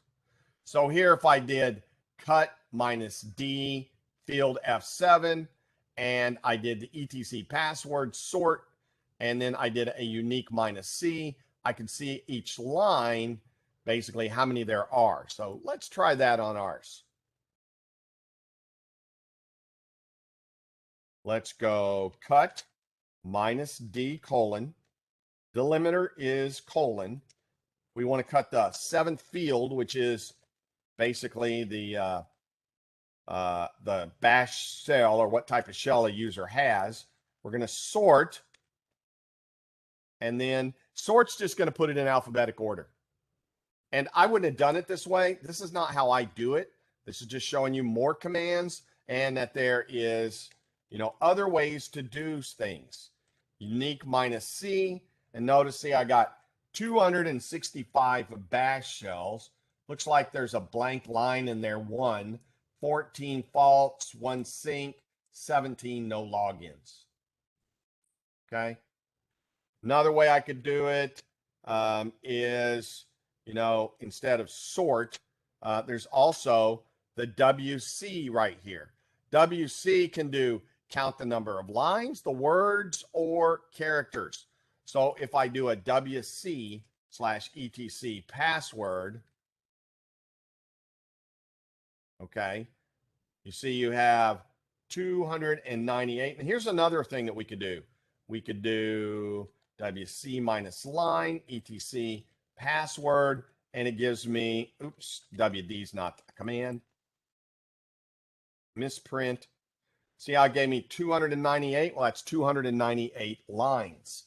So you can tell or sort if you just want, let's say, lines, words, or characters, you can give it the attributes to just do one or the other, or we could do them all. See here, this is 298 lines, 589 words, and 21,699 characters. Okay. Let's try this. Let's go cut minus D, and let's go here, and I'm going to do a sort minus U, and then WC minus L. Okay, and so I got 5 lines, meaning 5 different type of output. I could have put these into variables. I could have, there's 2 tons of different ways that you can basically do some of these commands. Okay, do a load of different functionality, different output that we want to look at. Another command is called T, where we copy input to 2 places. So here I'm looking for those core files, but then notice I'm doing a tdev tty. This is going to basically send the output potentially to my terminal. Now, I would probably want tty0. If you remember, when we looked at the env here, remember at the top, here is my dev pts2. That's what I would use basically in place of that T command. But it's going to send, when they say T, what they're talking about here is they're going to send this output to here, right here, and they're going to send it also right to here. So it's copying input to 2 places. And the input in this case is the core, and it's going to copy it to 2 places. Head and tail, we went over these when I went over scripting the first day. Head is going to basically, do the top, by default, the top 10 lines of the file. So if I got a file here, it's got a bunch of stuff in it. Head is going to do the top 10, and tail is going to do the bottom 10. So just as an example, oops, hold on. If I do head/etc/password, notice how I get 10 lines from the password. Okay, you count those, it's 10. I could do a head -5 of etc password, and notice I get 5. Okay, I could do tail -3 of etc password, and I should get 3, the bottom 3, very last 3. Now, another one that I told you about is the tail -f and the file name. So let's say /var/log as an example. Who can tell me what the -f option is? Because I did go over that. What does the -f do?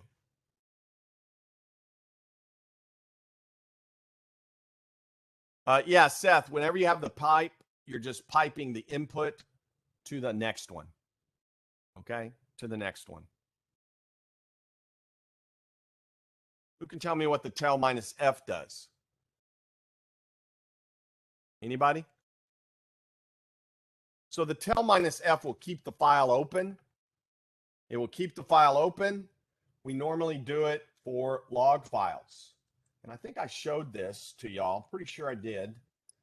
Like the first day. We administrators, by the way, we use this thing all the time.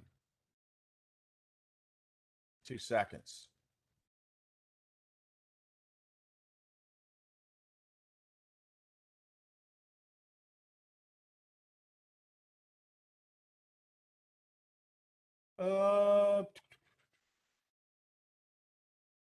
I'm looking for that old file that I did last time. I don't see it. Okay.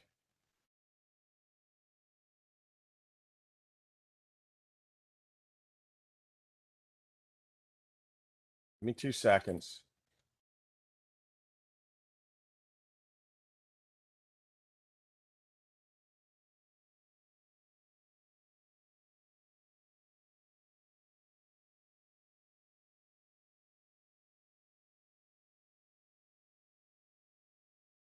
Okay.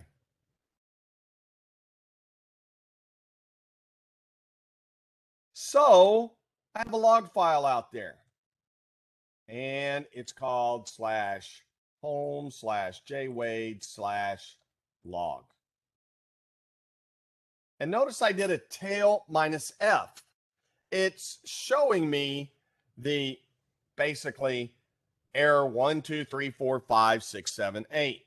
And this could be an active log file. Now, another error comes in. And notice at the bottom, hold on a second.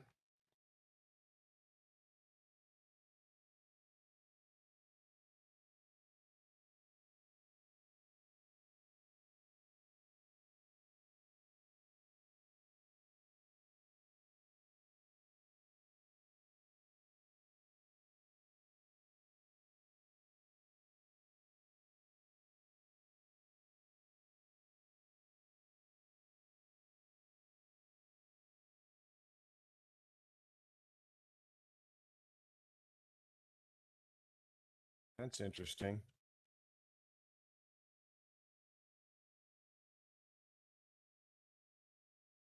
But what it'll do is it'll keep that log file open, and it will allow you to see the file as it scrolls.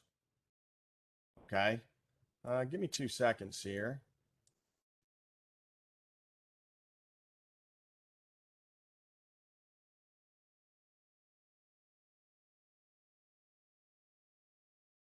That is very interesting.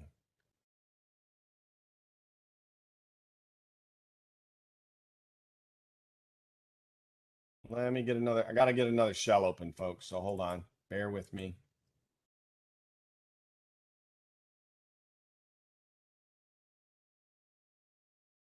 Yeah, but I want to show you, and it's weird. It's not working. That's why I don't like their operating system. I may start just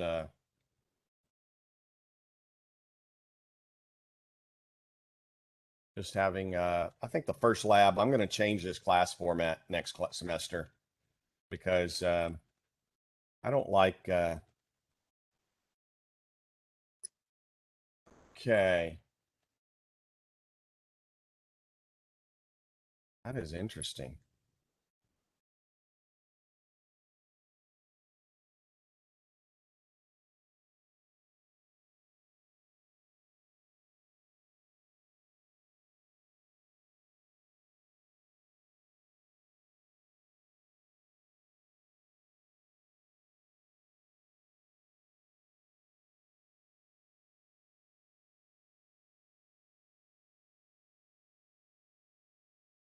Oh, I overwrote the file.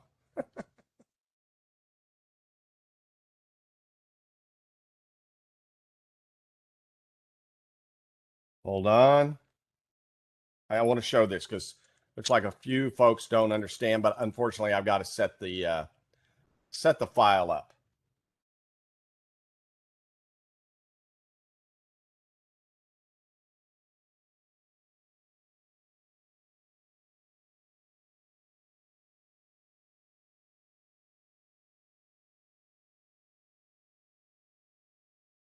Okay, I got it set up now.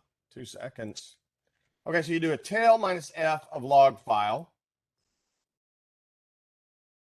And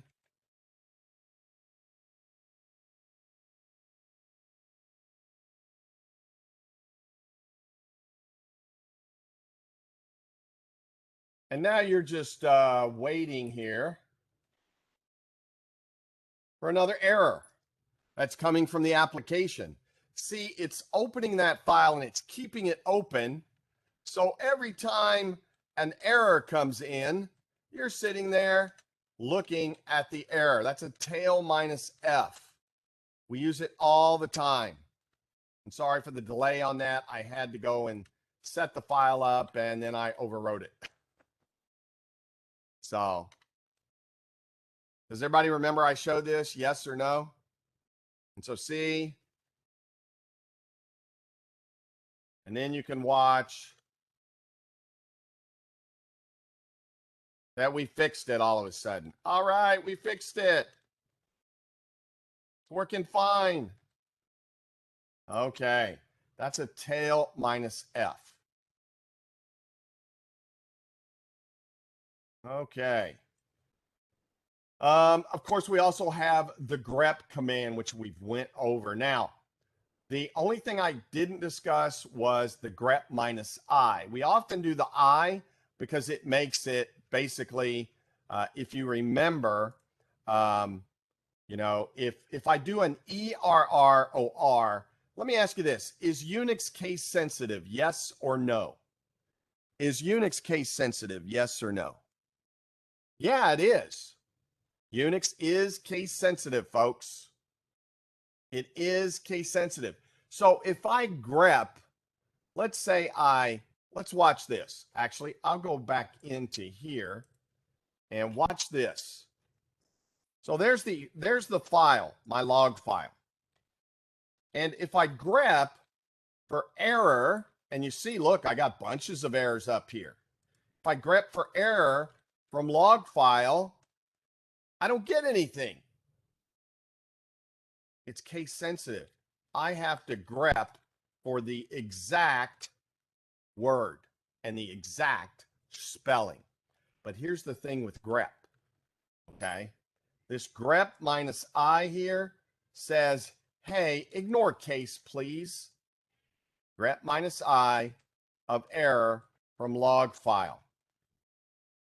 Ta-da! Now watch this. I'm going to go in and let's say that we get a different error. How about we're going to do the same command. Look at this. And I'm going to change this to all uppercase. But see how it ignored the case sensitivity? As a matter of fact, look, here's all lowercase right here I put in there. Because that I says ignore case. Because Unix is case sensitive. Okay? And here, look, we're grepping out basically var log from this mdadm file. Another big command we use is the find command. This is where we search, but I will say it's intensive. So you have to kind of look where you're searching. Notice the dot means search from where I'm located at. Minus type F, I'm looking for files with the name of something log. See, the star is a wildcard. It's going to, Seth, it's going to get both of them. That's exactly what that does. Okay? That's exactly what it does. It is telling it to ignore the case sensitive. So just as an example, Oops. Take a look.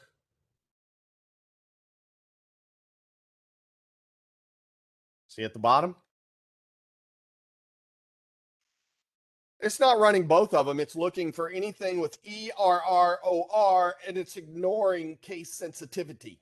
The I says ignore case sensitivity. I don't care if it's a capital R or a lowercase r. Okay. And I wouldn't say it runs both of them. I mean, it's only running one command, but I mean, if you were to go and take apart, you know, if you were the person that designed the grep command, you know, it's probably putting it into a loop, maybe. I don't know.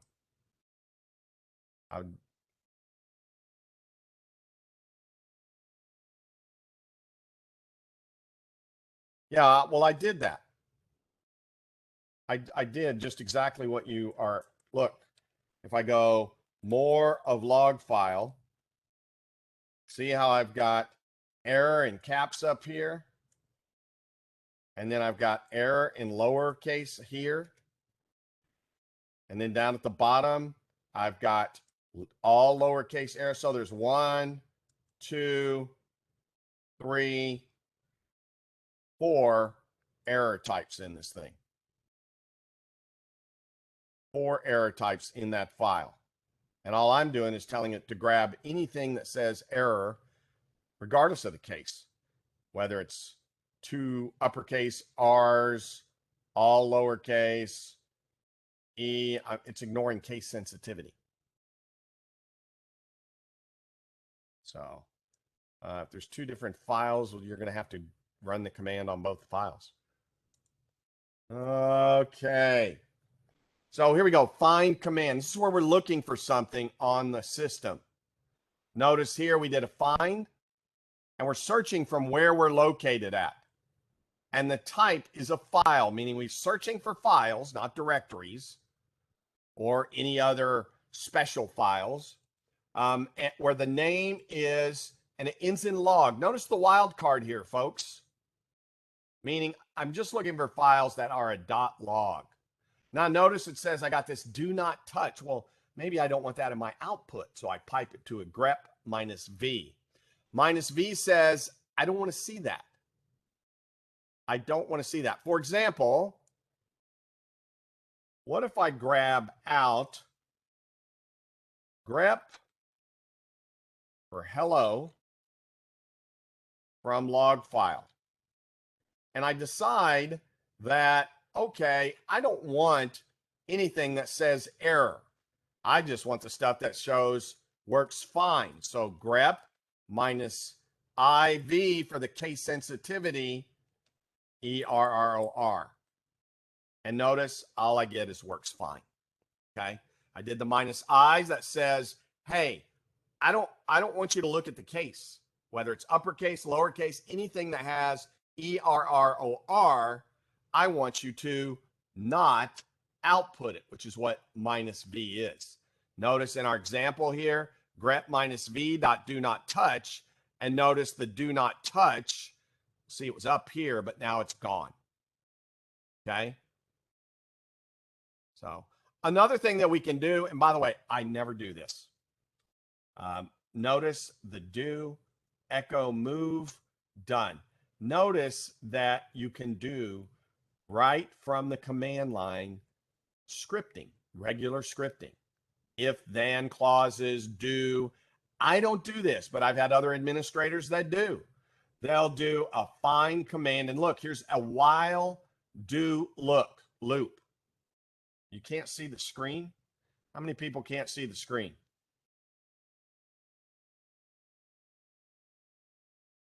So can everybody see the find command here? Can everybody see my PowerPoint slide right now? Enter yes or no in the chat session.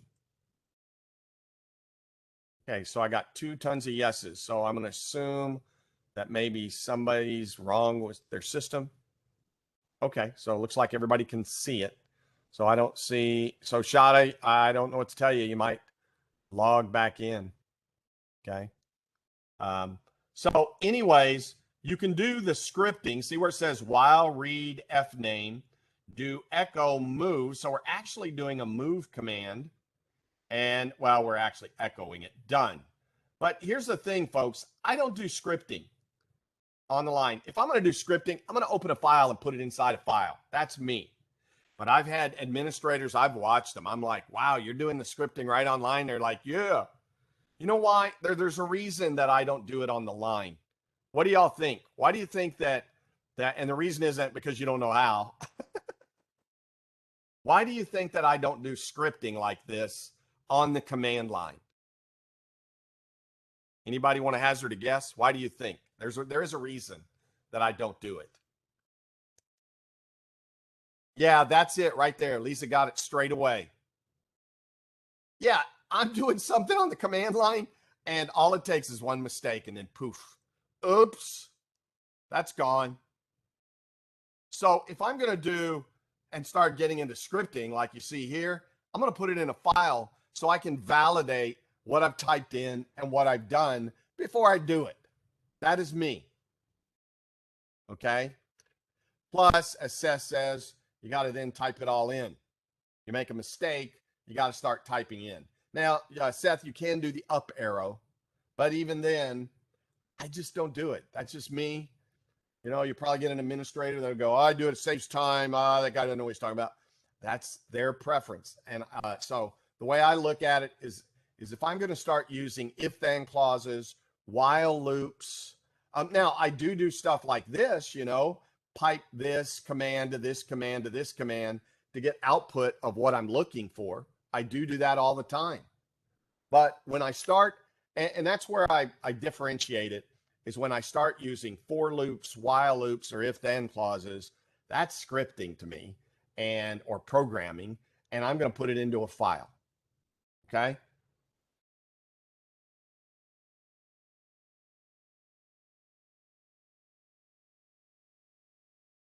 Yeah, that's true, Seth. And that's honestly, I can't say, you know, okay, if I do an up arrow on all this stuff, and when you're doing the scripting, what is and isn't going to work. And all it takes is to do an up arrow, and it's out of order as well. So, like I said, I don't do. Here you go. At the top of every script that I run, I put bin bash. And I've seen some really, to me, strange scripters or even programmers. You know, for example, I have done a lot of scripts where they won't put this up there, and instead they'll have to manually call it. Potentially, they'll have to type in bin bash hello world. I just want to be able to do .hello world and it works. Now you do have to change the executable privileges unless you've gone in and you have changed your in the bash profile file or the profile, you've changed your default, your UMask for saving files. Okay. But see, look, this, I'm like, why do I want to type this in? Why do I want to type in bash hello world? Because somebody didn't put bin bash up here. And I've seen them do the same thing with Perl. It'll have a .pl extension for Perl, and you have to type in Perl and the script. I'm like, what? No, I don't want to do that. Now, I do this source sometimes. Usually we do source when we source like your bash profile file. It goes in there and rereads the file and does all of your variables. So if I change or add a variable into my bash profile file, I will use the source. So as an example, hold on, let me show you. So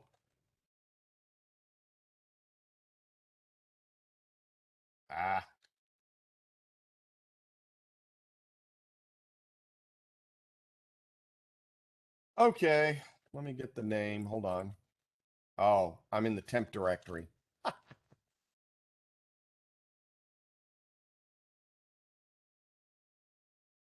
So here's the .bash rc file right here. You see I've edited a couple of times. I back it up before I edit it, but I could, after I edit it, go source.bash rc. Why? Because I put in another environmental variable, another path variable in it. Okay, and all that would do is then basically change the variables that I had gone in and configured. In other words, the path. Okay. So develop the script as a pipeline, one step at a time, entirely on the command line. And no, what I do when I script, folks, is I will go in and do those pipes to get it into a format that I'm looking to put into a variable. So sometimes I might do this, cat, etc, password, and then cut minus field, and let's do 1 minus delimiter colon. You know, I can do something, you know, like this, and it prints out all the usernames. Okay. So I can, you know, now I may want to then do this. Watch, I can even pipe it again. I can go echo. This account belongs to user, and then I can do a colon, and I could do a dollar, bang, and let's try, see if this works. And it doesn't. This account belongs, blah, blah, blah, blah, blah, cat, etc password, cut minus field D1, echo, this account belongs to, let's just put $1. It still doesn't like it. Boo. I can see my scripting is going downhill. So yeah, usually you can do $1 to, oh, I know what I'll do. Doodle-doo. This is what I meant to do. See, if you do not do this every day, well, then you're going to lose your skill sets. Let's see if I can do this.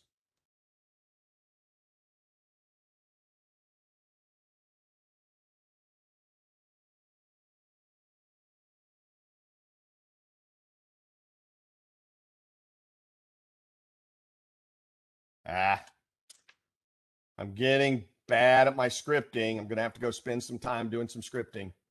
But the point I was trying to make is that you can go out and basically do a ton of, you know, piping things together to see how you want to get it to look. And that's usually what I do before I pop it into a variable.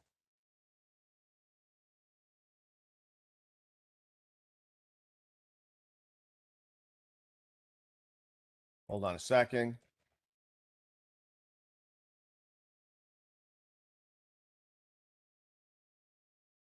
There we go.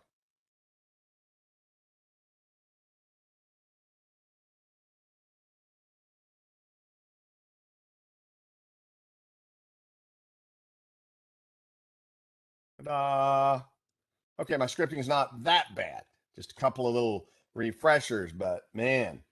So here I used a command called awk. Awk's a little bit of a different command. It allows you to format the data a little better. Notice I did you have to, and that's what I had to remember was, and that's what I hate about scripting and coding is, you know, you've got to remember, you know, all of the little tick marks, all the little curly brackets and parentheses. So, you know, it's annoying as all get out sometimes, especially if you don't do it all the time. And by the way, you lose it. You could see me that I don't do this all the time anymore. You know, I used to do it all the time. And so, you know, if you aren't progressively doing this all the time, then you have to get back into it. Okay. So here I did, what did I do? I did a cat the password file. I did a cut of field 1, which was the username with a delimiter of colon. And then I did a command called awk. Awk is a way to format the way you want whatever you're piping into it. So here we go. Awk, I did a print. Print just says mean output it to standard out. Notice I did the colon, this account belongs to, and I did a little space. So this is kind of doing an echo. And then see how I said $1. right there. Well, $1 basically is the input from this cut command that is being piped to the awk command. And here you go. This account belongs to, and there's the username on it. Okay, so pretty good. Let's go take a look. Let's cat etc. I'll show you one more. And okay, that's then that. Nah. Let's see. You can do a. I'm going to see if I wanted to type out. Okay, here we go. So the other thing I could do is cut field 1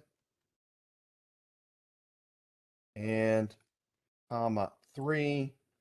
Let's see. Oh, and what I was talking about before is, so see, I'll go get pieces of it. So see, notice now I have, basically it's cutting field 1 and field 3, but I still have that delimiter in there. Okay, I still got a delimiter, and so I can cut pieces out of whatever I want. Okay, and if I go back to this original command and I do a comma 3, and then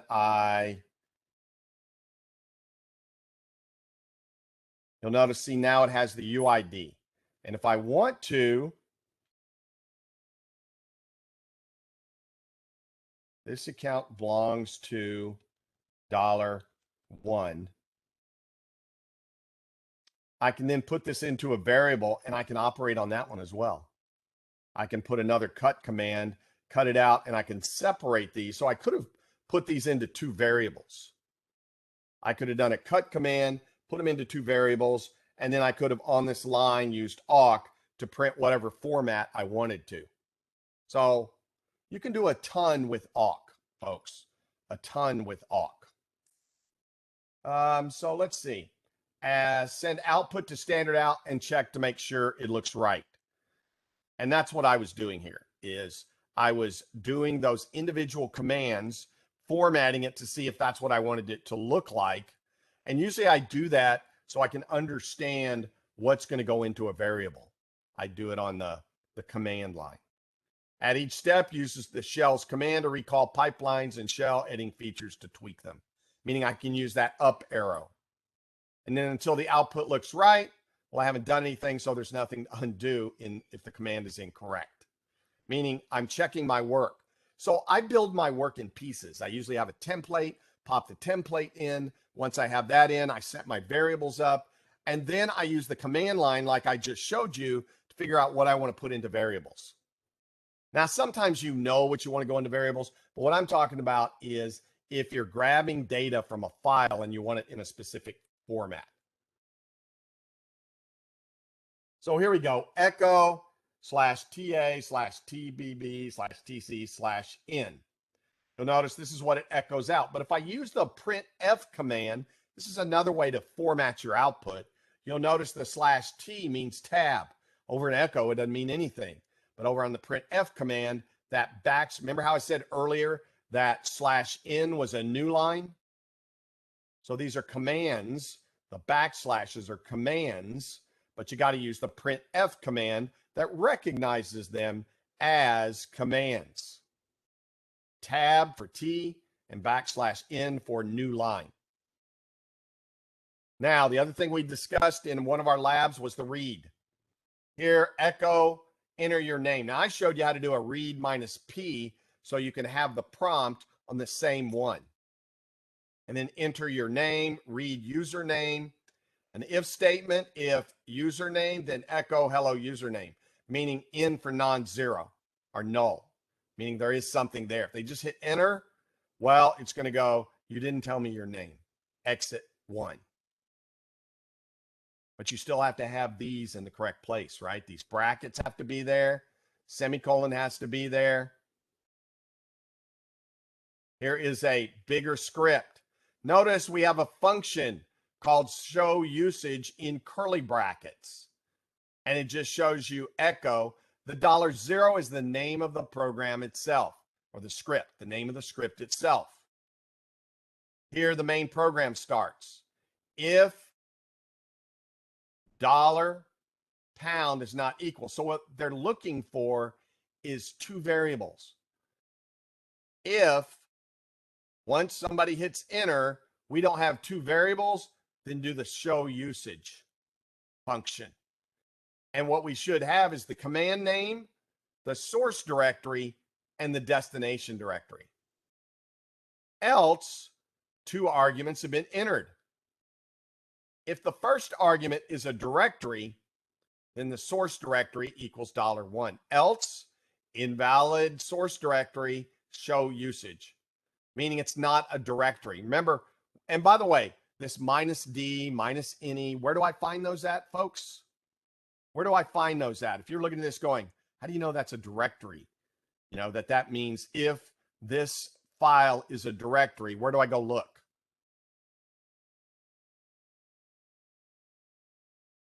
Yeah, there we go. Awesome. 30 points to anybody that said man bash / that leans to the right conditionals.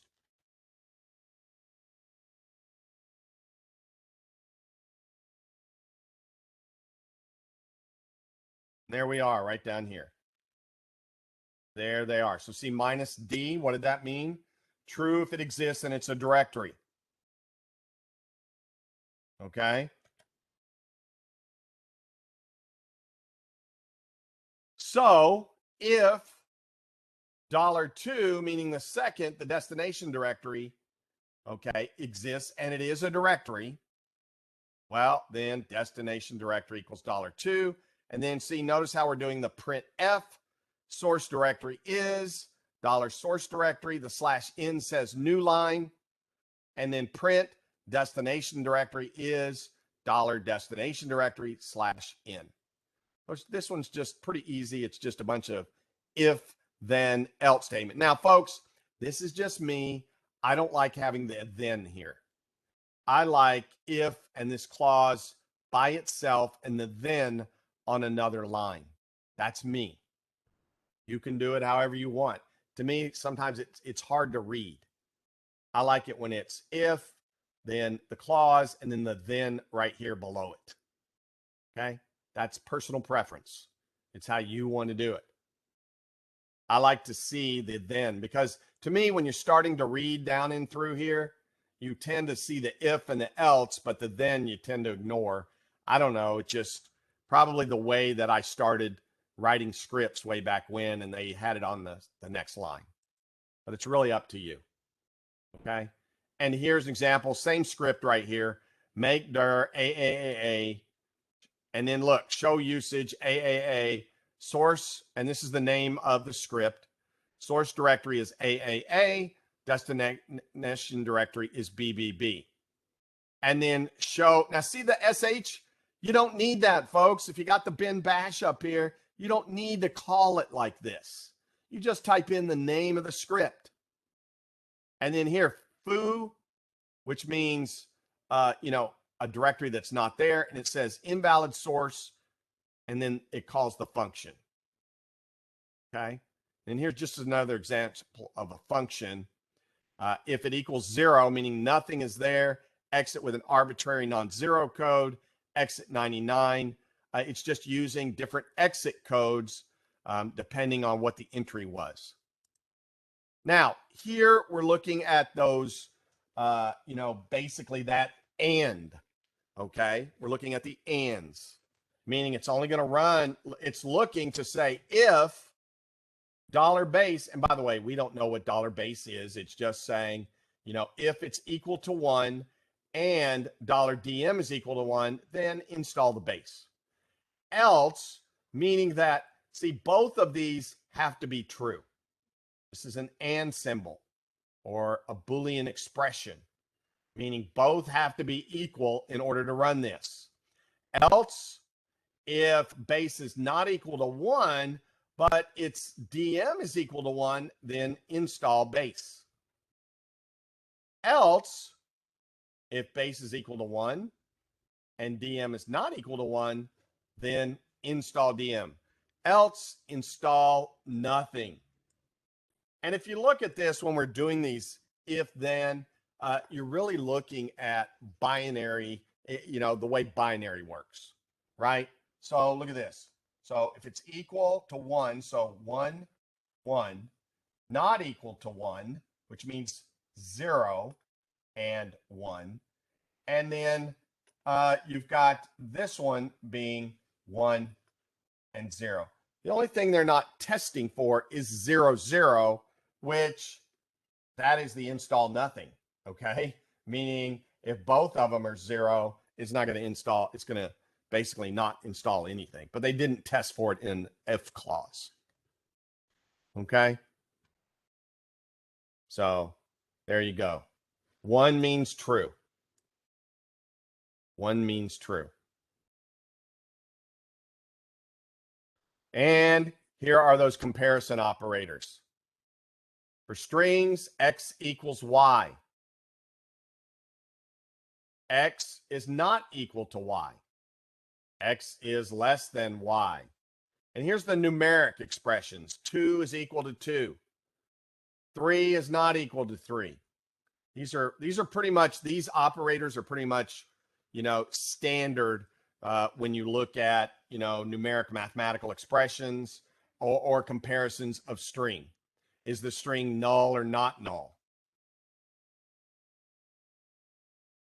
And here are some of those, those conditional expressions, conditional expressions. D, file exists. E, file exists. Here, just the file exists. Here is file exists and is a directory. Here, file exists and is a regular file for -F. And I'm not going to go through every one of these because, folks, there's a ton of them. And honestly, when I'm scripting, I actually pull this up. I got it like in a little window somewhere so I can remember what the expressions are. Okay? Because I don't have these memorized. I mean, I got the major ones like -D for directory or -F for file. But I don't have every one of them memorized, so I have to pull that up. I'm not sure what you mean by, is there a reason why they don't use equal? Are we going back here? Equal versus .eq.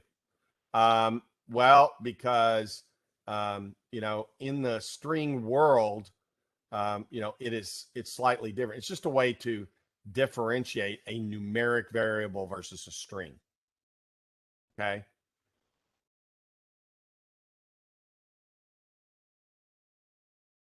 Because that's the way, Seth, honestly, that's the way somebody designed it.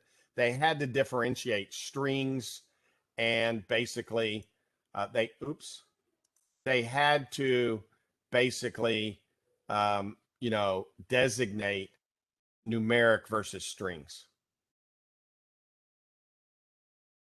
Okay. Let's see. Here's a function. And then here's just a case statement. We should all know so this is going to be one of our labs as well, folks. But here is where you take some value and depending on that value, 0, 1, 2, or 3, it's going to set it to this. So for example, this is where they're doing a logging level. This function, it's taking apart the log message. Logging levels usually use numbers. So a 0 would mean an error. A 1 would mean a warning. So what they're doing is they're putting this into a function that will interpret the number in this readable format that we as people can understand. So as an example, case message level, that message level would say 0. Well, if we looked at the output, we would go, well, what's a 0? I don't know what a 0 is. I don't have that memorized. Only to know it's a 0. And so see, look, echo message level text, and then the message itself. And so here we go. Message level text equals error. Message level text equals warning. Message level text equals info. and then the message. So what it's doing then is it's changing that message level into a message level text so we could read that in human readable format. Notice, so it's going to then use that message level, and it's going to take it and basically kind of parse it. It's going to go down. Does it equal 0? No. Does it equal 1? No. Does it equal 2? No. Does it equal 3? Yes. Okay, it's a debug message. Set echo debug message, and then print out the message itself, okay, which is $2. So whatever calls this function, it has two inputs. It has the message level and the message itself that is being input or called into the function. Now, one of the other things we can use is use a date variable. Notice even the author, even though I just showed you a page that one of our students mentioned that this is deprecated, you'll notice that even the author in the book is still using this. Okay? Just because something's deprecated doesn't mean someone's not going to still use it. Okay? But so here we're creating a variable called suffix. Okay? We're then using a regular name, backup, minus, minus, and then a backtick, meaning I want you to execute a command. This is the date command. This is %y for year, %m for month, %day, and then the dash is the hour and the minute. So this is a variable that we set at the very top. And then for script in sh do, new name equals, so we're attaching a new name using the suffix at the end of whatever the script is. So it looks to me like we're backing up our shell scripts. We're echo, copy script to new name. So copy script to new name. So we're backing it up. So if we had two scripts called rhel.sh and sles.sh, it would copy that file right here, copy the script to the new name. And the new name is going to equal the script dot and this suffix, which is the current date and hour and minute. So here we go. This is December 10th, 2009. And this is at 17:08, 5:08 p.m. Little simple script.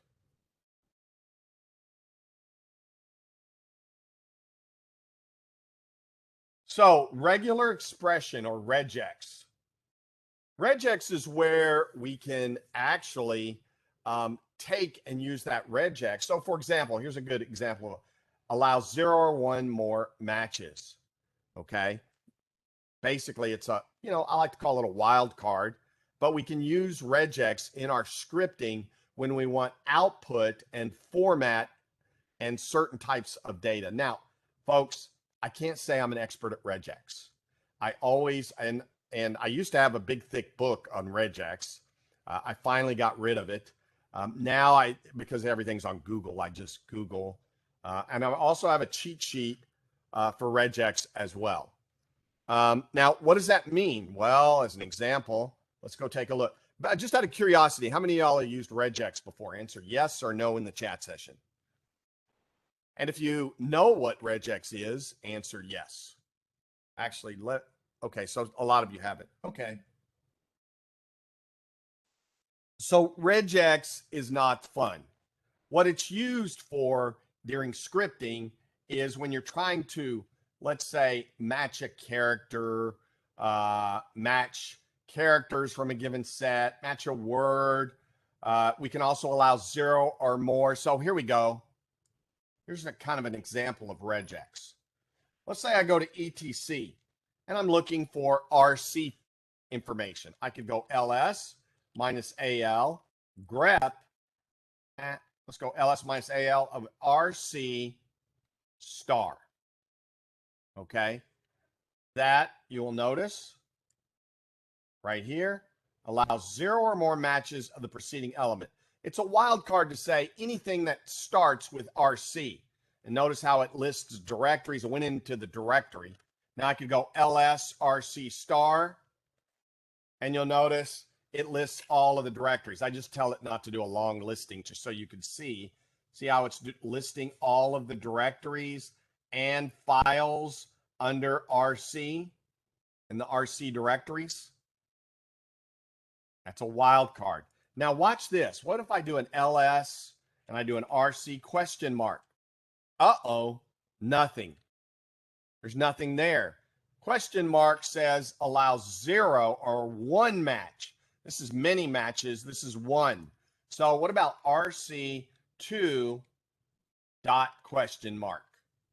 Oops, hold on. LS RC2 dot question mark.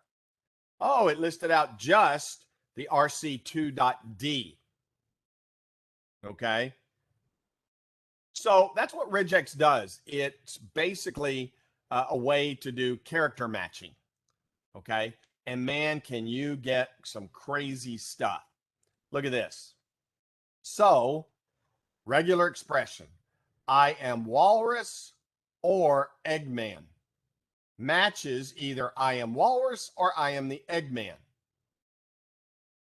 Okay. So just out of curiosity, I haven't tried this, but let's go try it over here. What if I do a LS and I do this and I go RC2.D pipe symbol RC3.D bang. Think that'll work? Oh, it didn't like the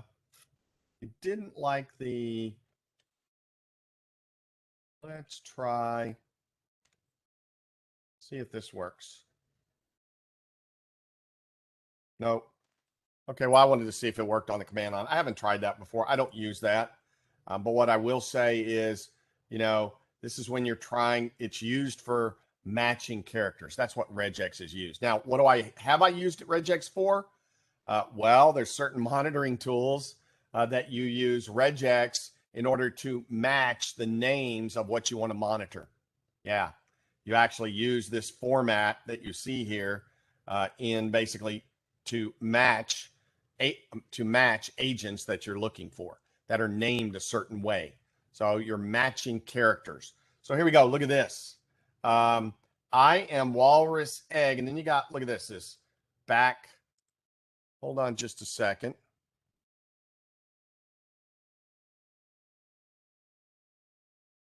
And then you've got, it matches I'm the walrus, I'm the Eggman, I'm the walrus, I'm the Eggman, and watch this one, folks. It gets even crazier. That's why I said I'm not an expert at it. I have to go get a cheat sheet. Look at this. A classic demonstration of regex matching the following expression. Okay. James says he uses this on Python. So how good are you at it, James? Just out of curiosity. I've met some people that are just know this. I used to write all of these scripts, and I had this buddy that knew regex like better than me, and I would get him to write the regex portion in my scripts. I'd go, or not write it, but I would ask him, hey, can you help me out with this? I'm trying to pull this out of the data, because that's what you're doing. You're matching the data inside, say, a file, and he would come over and go, well, let me see. Sed, as an example, is another command. Sed is where you can edit using scripting, and he would do all the sed regex and stuff. So I can tell you it's complicated, and I use Google, to go out there. But look at this. So here we go. Here's the regex, folks. This is the regex, and what this does is it matches these various spellings. All of this right here. Now, here's how sophisticated I am when it comes to matching patterns. I look for similarity. So if you look at this, MMAR, MMAR, MMAR, MMAR. So I wouldn't be doing this big, long regex thing. I would be just looking for MMAR. Okay. So my pattern matching when I do pattern matching, I look for similarities in the patterns, and I grab out and make it I keep it simple. Anybody ever heard of Occam's razor? Keep it simple. I keep it simple. I look at the patterns. Why do I want to match, these are different name spellings that they're matching on.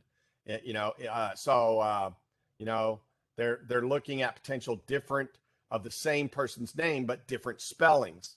Well, what you can clearly see in here is MMAR is in all of them. So I would probably match with MMAR, in this, if I was matching for this, because that's simple. Okay. And James is right. It's really hard to think of all the outcomes. But usually when you're sorting data or doing something and you're scripting like this, and by the you usually, Perl uses reg expression. Sometimes they'll shorten the name and call it regex. Instead of regular expression, they'll call it regex. See, REGEX. I look for the simple patterns. Okay, that's it for that chapter. A little longer chapter. Any questions? Answer no in the chat session or feel free to ask a question.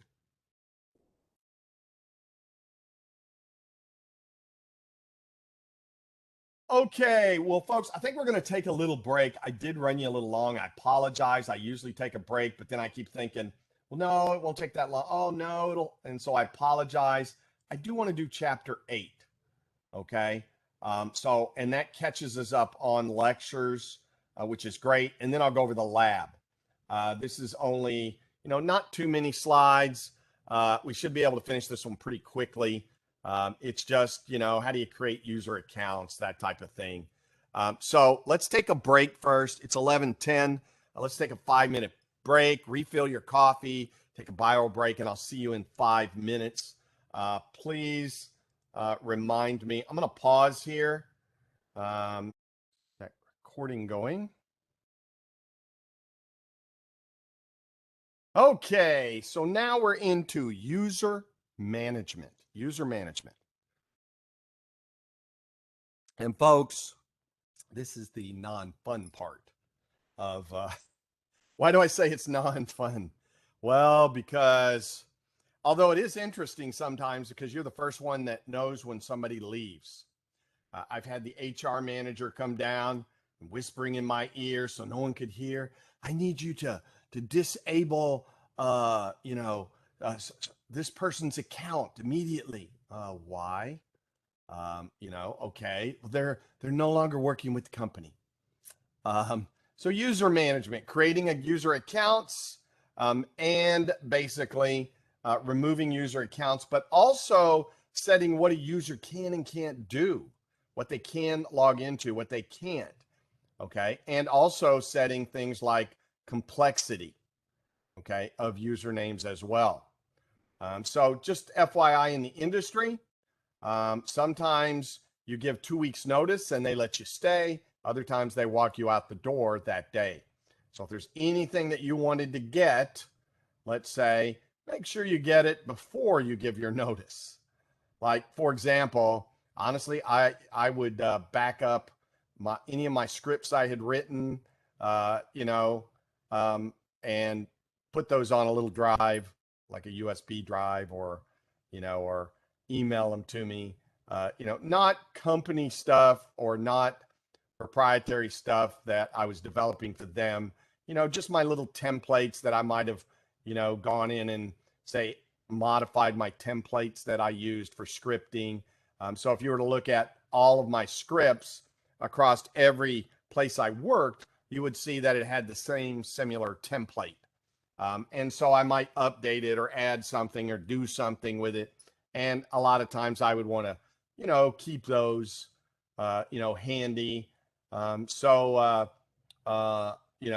But they will walk you out the door. So I've had some companies, and here's the nice thing. Okay, this is funny. So the first time a company walked me out the door is because I was going to work for a competitor company. And they said, okay, well, you need to leave now. And I was offended, really. I was like, well, I've worked here 4.5 years. I've done a really good job for you. Why are you treating me this way? Like, get out. That's the way it felt. But they still paid me the 2 weeks. They still paid me. And so I got a free 2-week vacation before starting the next job. And then I went to another company, and they wanted me to stay the 2 weeks. But it's interesting. But anytime I left a company, I would get where I'd go, oh, please ask me to leave today. Please walk me out, so I could get a 2-week vacation. And then there was the ones that just went, no, that's okay. We need you to, hand over all your work to this person, give all of this, do this. And I'm like, okay. So just out of curiosity, how many of y'all have experienced that, that you're leaving, you give them your 2 weeks notice, and they say, no, thank you. You can head out the door now. No? Well, that's what you'll experience. By the way, you always want to give your 2 weeks notice.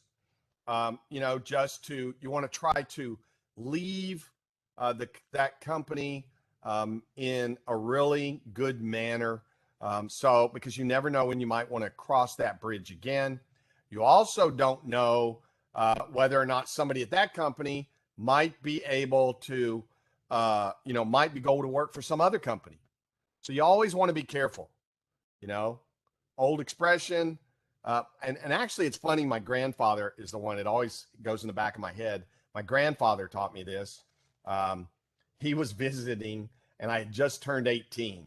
And my parents, I said, well, I'm going out with my friends. And I don't know, it was a week or two after I turned 18. And they said, okay, well, what time you plan on being back? And I'm like, well, I don't know. And they said, well, you need to be back by, 1 a.m., and I said, well, I can stay out as late as I want. I'm 18. You can't tell me what to do. And, my grandfather was kind of off to the side. And, my parents were like, well, you can go get a hotel, son, if you want to, or you can be back when we tell you to, because it's our home, and I'm like, okay. And so I was back by 1. And I remember the next day, my grandfather going, son, he said, you may not want to burn the bridges behind you. And I was like, what? And he goes, well, you may not want to burn the bridges behind you because you might want to cross over them again, and he was talking about that incident. And it always stuck with me that, so whenever I left a company, I didn't, you hear stories of people, flipping people off, goodbye, I'm out of here. But you never know where somebody else in that company might be working. And you never know where that manager might move to. And you don't want to get a bad name. And you never know, maybe you get 5, 6, 7, 8 years later. I've gone back to work for companies before. Now it was a different situation. It was actually at the Veterans Administration, and the company that I was with, they lost the contract with the VA. And so a new company came in. And yes, they said, oh, your jobs are there. We're not going to get, replace you. We want you there. But they cut my salary. They said, oh, we're going to cut your salary. I'm like, what? I can't afford that. I got bills. Well, take it or leave it. And then depending on what contract company you were, other companies, almost all my fellow workers, a bunch of them were in different companies, and they didn't get their salary cut because it was the company they were with. So I left, went to work for another company for 2 or 3 years. And it was a contract job. And then that contract job failed. And then I went back because I left in good stead. So you always want to, try to leave on the best circumstances possible. If they say, well, why are you leaving? You don't like it here? Well, more opportunity, more money. That's why I'm leaving. So the only thing is, sometimes they may offer you more money, but you got to remember, okay, if you're really leaving for more money, then that's good, and you may want to consider staying. But if you're leaving because you just don't like working in that company, but you don't want to tell them that, you don't want to say, well, this is a crummy company to work for, I wouldn't stay for more money. So unless it's an awful lot of money. So when we manage users, we create login names, and we also want to set password complexity. Now, login names are a big thing as well. A lot of companies would use first initial, last name for the login. But now companies, for security reasons, are using some type of company number. So you can't tell, well, that number is this, but I don't know who belongs to that account.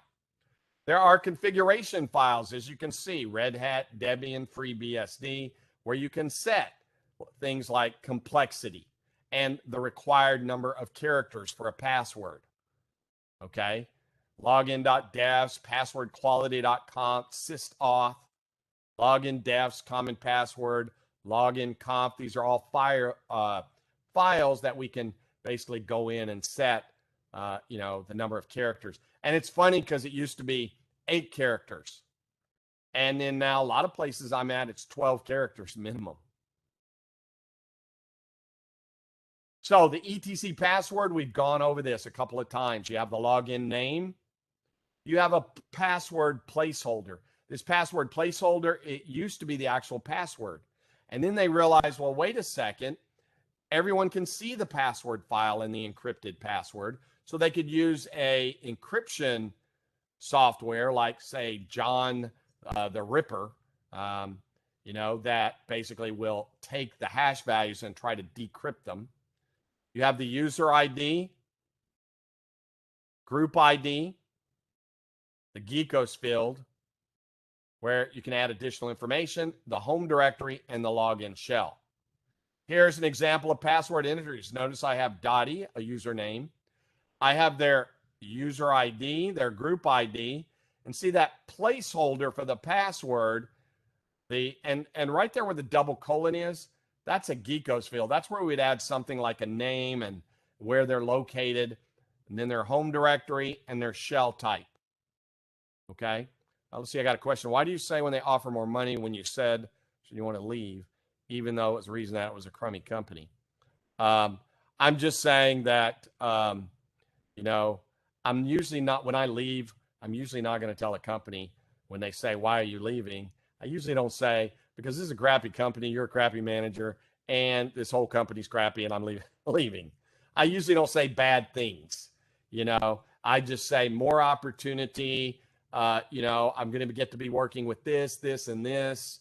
And they've offered me, a significant raise, to go. And that, or for a promotion. I'm a engineer here and they're making me a senior engineer or senior support person. Okay.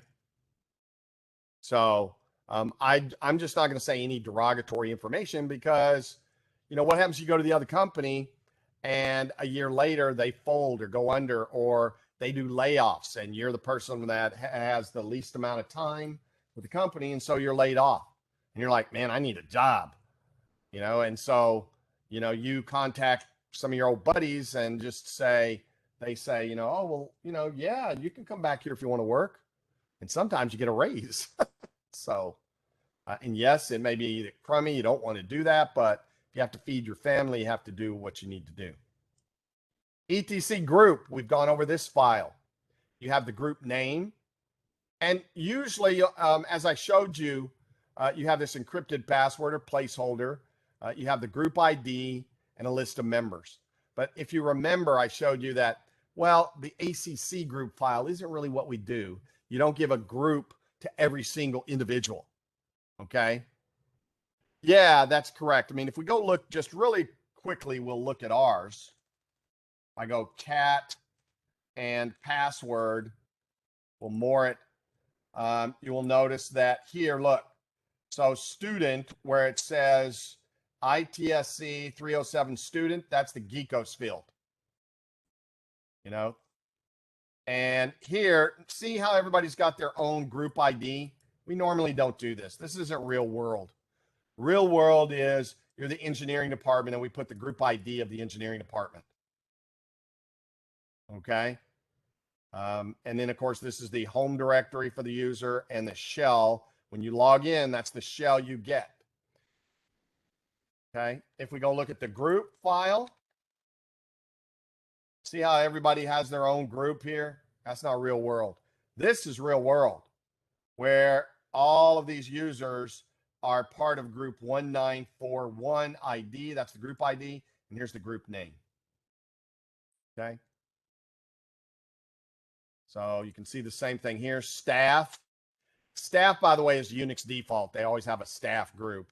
And then here we've got, all these accounts or users in this. Now, you don't have to put them in staff if they already have the default group. So if you have a default group, then normally we don't go to this file and configure it. So if I put all of these people had staff in the password file as their default group, you really wouldn't need to put them here as staff.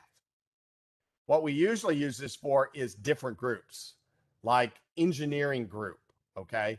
But we might have 2 different engineering departments, okay?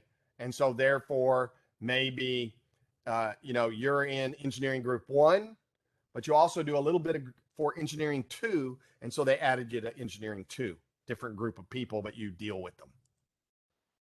ITSC shadow.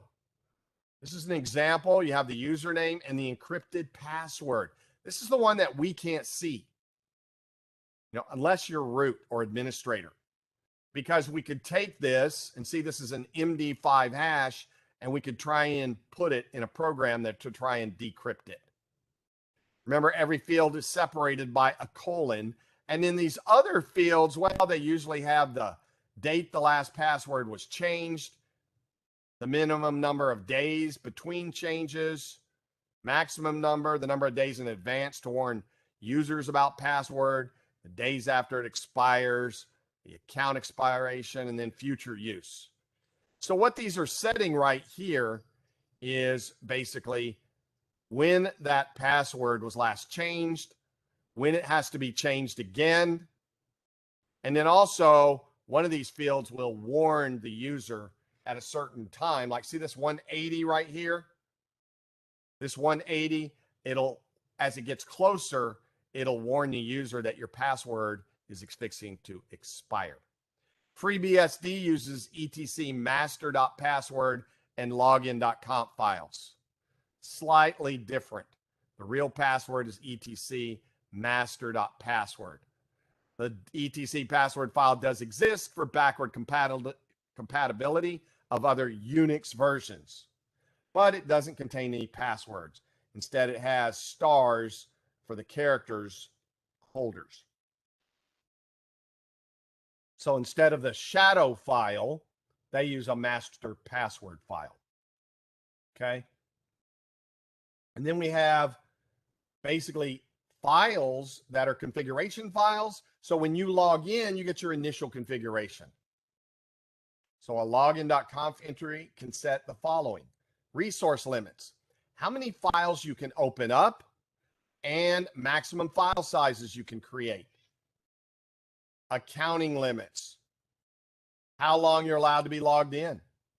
Default environment variables like paths, man paths for man pages, where to go look, or path on the system. Remember, you got to have that path or commands don't work. It won't go and search the bin directory, as an example. Message of the day. Default UMasks, meaning when you create a file, what is the default privileges of the file? Okay. And then also account controls, but they're superseded by the PAM module. Remember, that's that, authentication module. Now, what do we do if we want to manually add users? Back in the day, we didn't have programs that would add the user and do all this for us.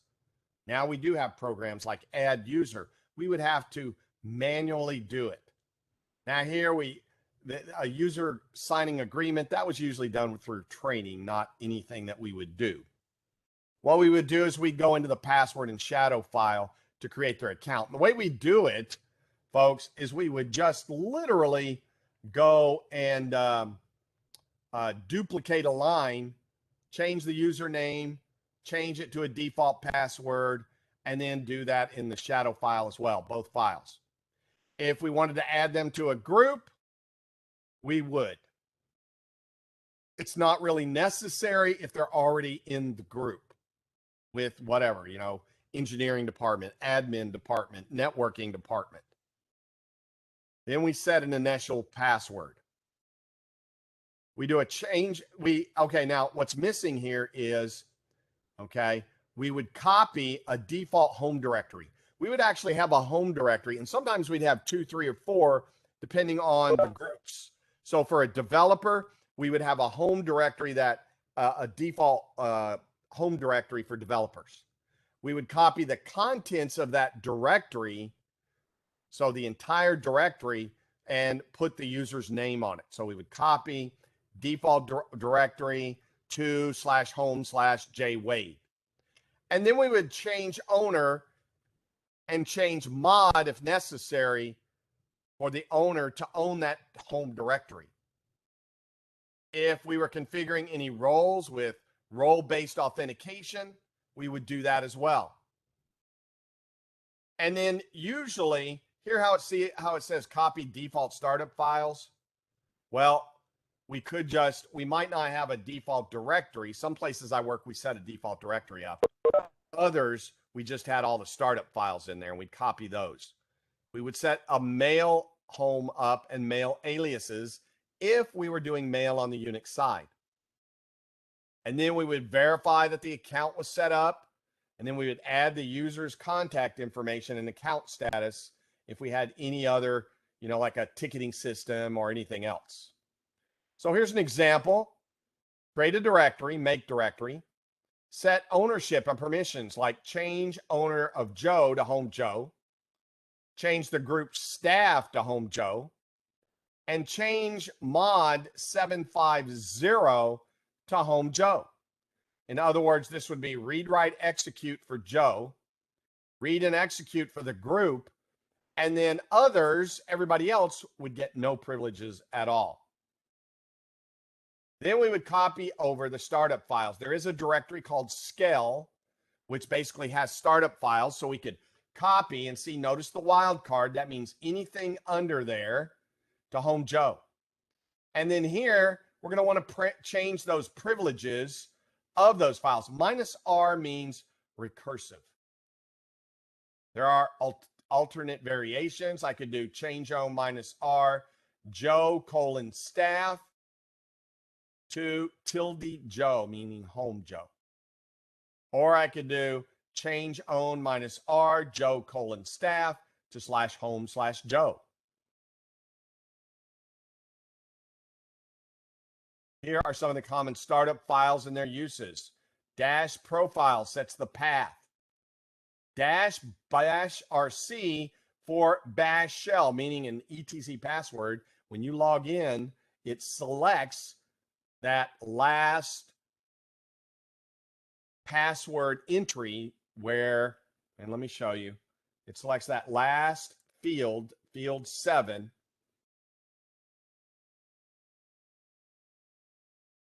Right here, bin bash. What this does is it says, when this user logs in, I want you to run bin bash.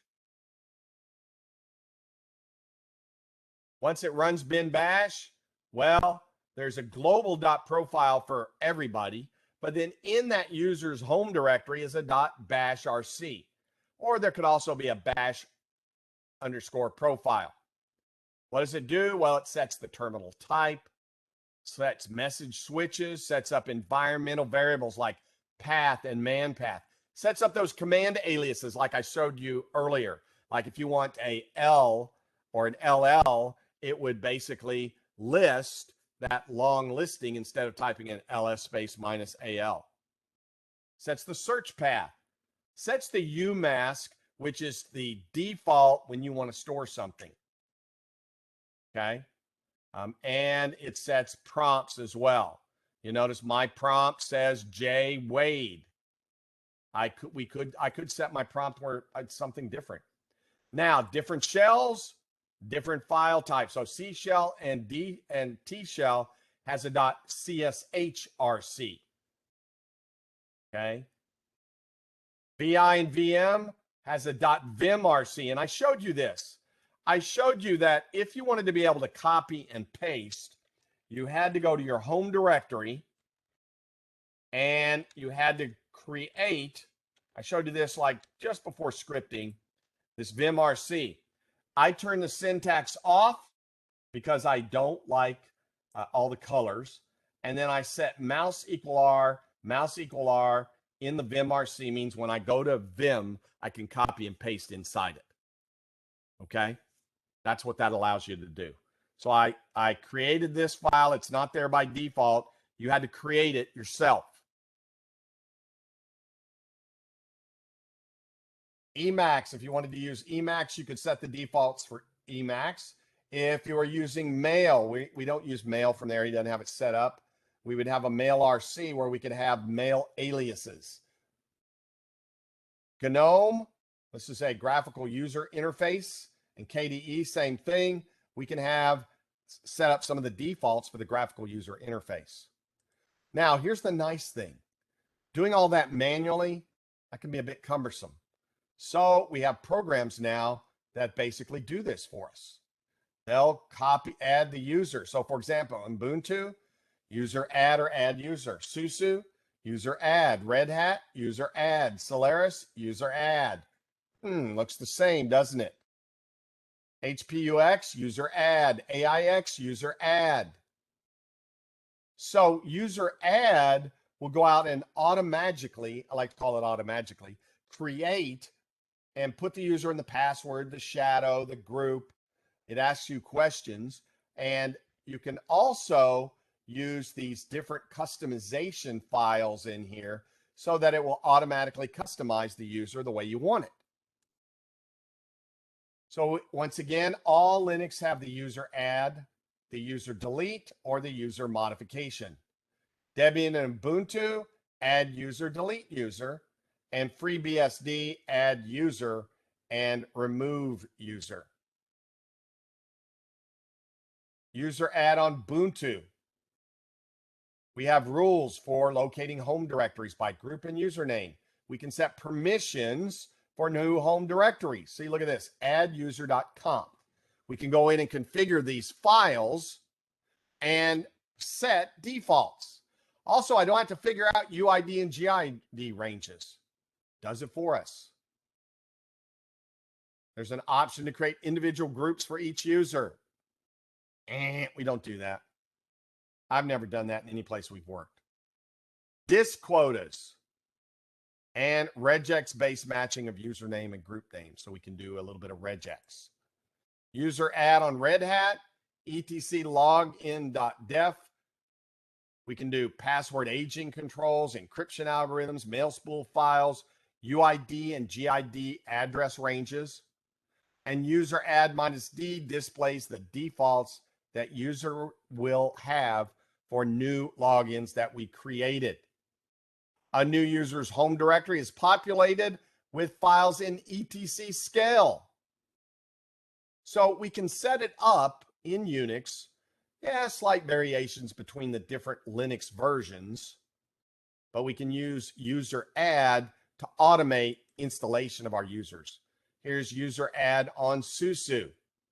Once again, look at this, startup files in etc scale.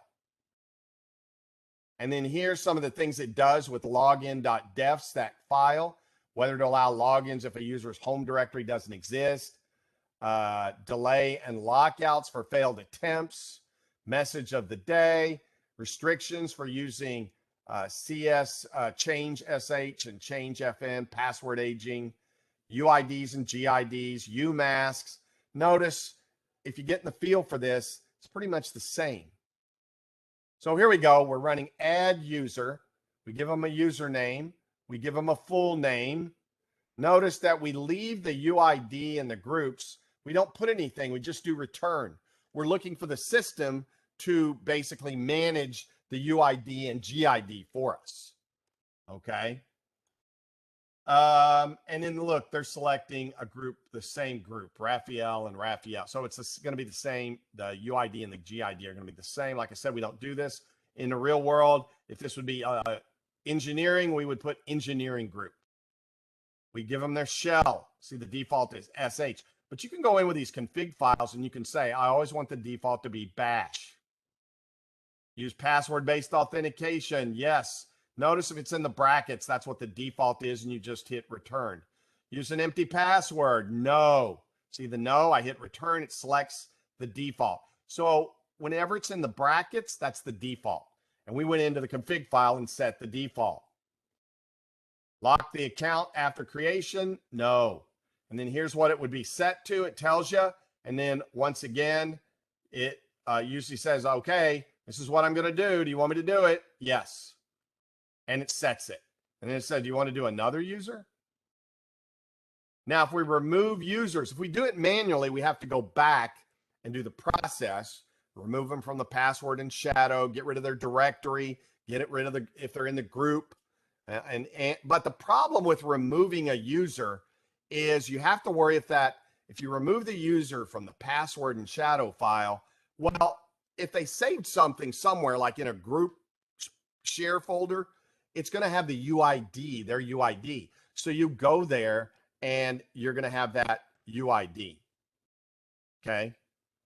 Our putty session is using GNU Linux. Yeah, I don't like it. I wish they would use, Red Hat, which would be more compliant with the industry.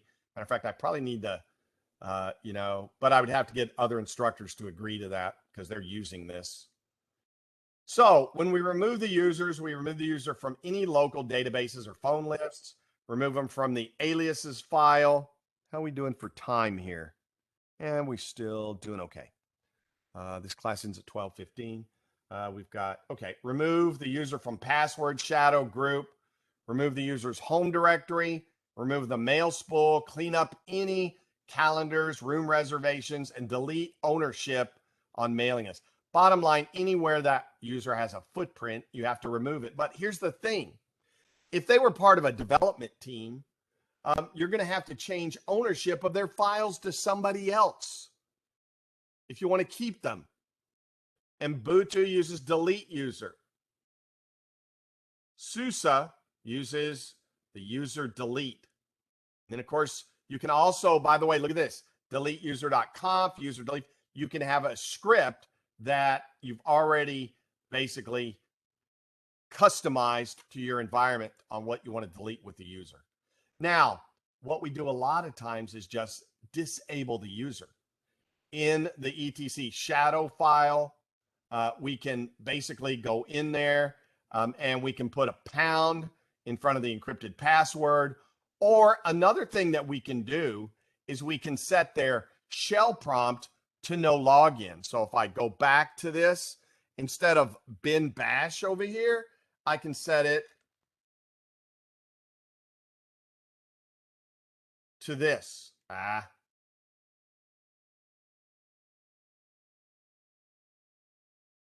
See how it says no login, no login, no login?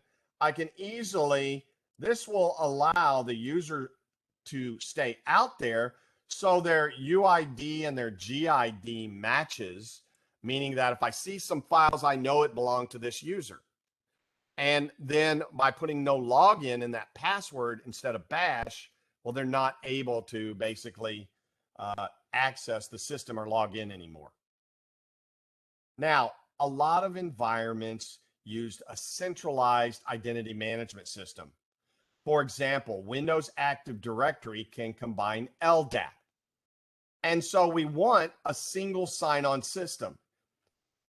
When we started on the Unix world, we had, and the Windows system came out, well, you had usernames and passwords on Windows and usernames and passwords on Unix.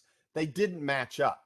So you had to keep count sometimes of multiple usernames, multiple passwords. It was crazy, especially with applications. And so they came out with, we need a method to do single sign-on. One of that was LDAP, Lightweight Directory Access Protocol. This would store usernames, passwords, groups, computer names, all to manage access in an environment. Windows Active Directory came out, and Windows Active Directory uses LDAP as the back end of the database to keep all of the usernames, passwords, groups, systems. But we can, on the Unix side, bind our clients to Windows Active Directory to use LDAP. Or sometimes they have separate LDAP systems. I've seen some environments where you still have the Unix folks battling with the Windows. You can't tell us to use your login stuff. We got our own. Why don't you use ours? Okay. So you have that little battle still going in some companies until a higher manager comes up and says, no, we're going to have single sign-on. We're going to centralize and manage all account access in our environment. So we have identity management systems, usually a secure web interface for management that's accessible both inside and outside the enterprise, the ability to easily display all users who have certain privileges, an easy way to see all the privileges, ability to let users change and own passwords, ability for users to change their passwords, workflow engines, usually with a ticketing system, and then the ability to coordinate with a personal database, configure logging, configure reports, role-based access, all done through a GUI. Now, here's the thing, folks. There are uses for GUIs, and there are uses for command line. You have to kind of find balance. For example, DNS. I worked for a company where we managed DNS with basically the Unix. They were a Unix shop, and they managed everything on the Unix side. The chief operating officer came by and said, well, can you set us up a Windows environment? I said, sure. So I set him up a Windows Active Directory domain, deployed with DNS, and we switched over our DNS over to Windows. Why? Well, it was GUI driven, one entry at a time, whereas on the Unix side, it was a flat file. And we'd already had some of our system admin folk make spelling mistakes in the flat file with VI and bring down half of our infrastructure from a typo. Same thing with users. Can everybody see that if I'm managing users in this password file, it gets a little more complicated, doesn't it? I don't know who these users are. You know, these are just, I mean, you know, some of these might be you. I don't know everybody's account. Wouldn't it be easier then to manage this from a GUI where I could go look up people's names? I could instantly disable their account. Plus, do you want to log into 1,000 Unix servers to disable somebody's account? Believe me, they had to do it back in the day. We'd write scripts. So we wrote scripts to manage all of this. Now it's done with a GUI. So some things, yes, are better managed through a GUI style administration versus, as an example, some things are managed better on a command line, like a web server. If all I'm going to do is a web server on this Unix system right here, and I just want a web server, well, why do I need a GUI in it? I just want one program to run on it to provide users access. I just need a web server, just need an app server, just need a database server, just need my finance server. I don't need, and just to make a point, hold on. Give me 2 seconds just to make a point. Yeah, I don't need, you know, how many have I got here? 2 tons of process when all I want's a web server running, please. Why do I need all this junk here, Windows? I don't know what Windows 11 is going to do, but it would be nice if they got rid of all this overhead that's been there for years. Let's see. I think up here somewhere when I was looking, there's my performance. Where is it at? Ethernet, CPU, is it processes? No, at one of these pages, I don't remember which one. Details.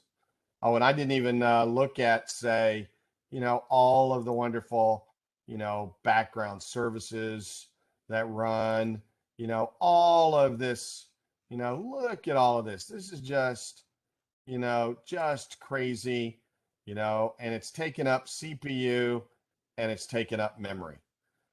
So there's a need for GUIs, you know, and there's also a need to have a system that doesn't have a lot of GUIs. Okay. So you're saying Windows 11 is going to be worse? Oh, well, that's no good. Honestly, Nicholas, I have not heard of cockpit management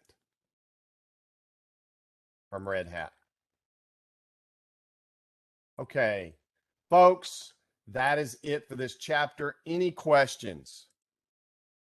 Any questions? Yeah, there are administrative GUIs out there.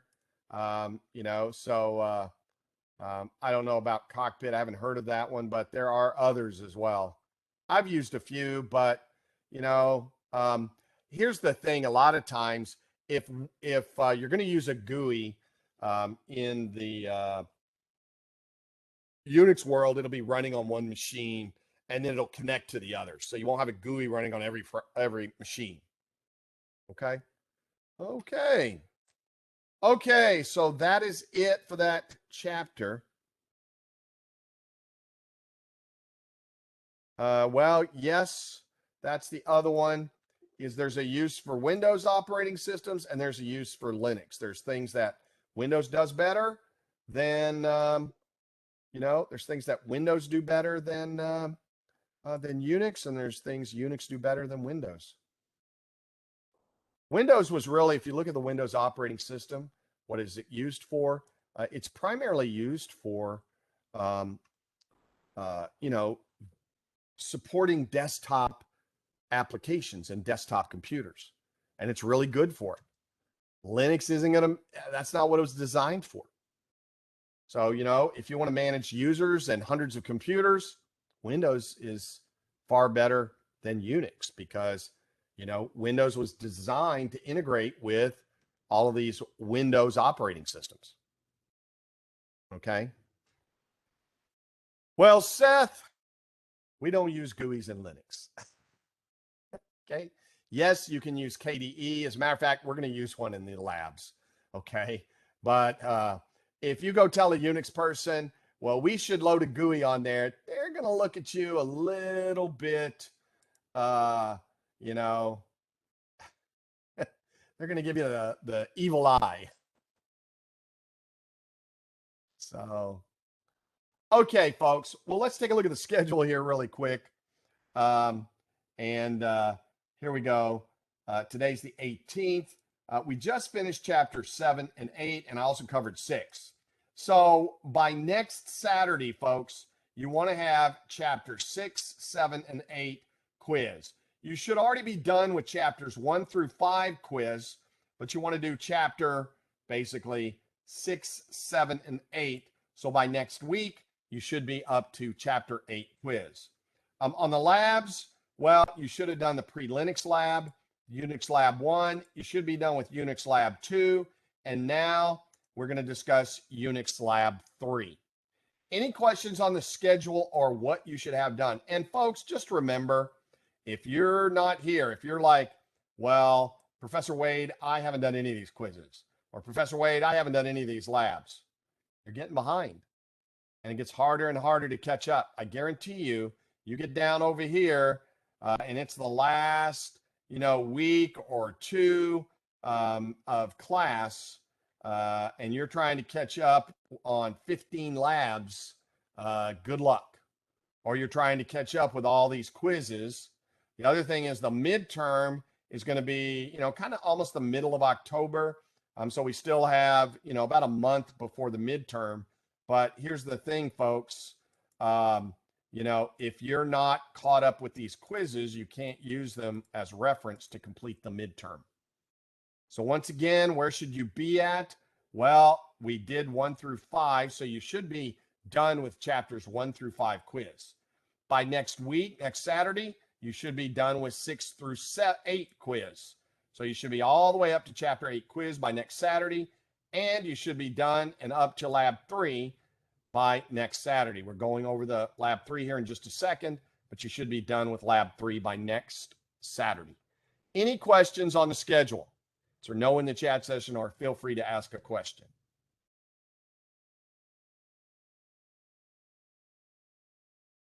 Okay, let's take a look here. Here, as you can see, is the labs. You should have finished this lab commands lab. You should have finished this Unix lab scripting 1, scripting 2, and we're going to go over scripting 3. Now, as always, folks, I'm going to show you the answers, except for lab 6. You're going to have to figure that one out yourself. You know, we're going to go look. Give me 2 seconds. So lab 3, little fewer scripts.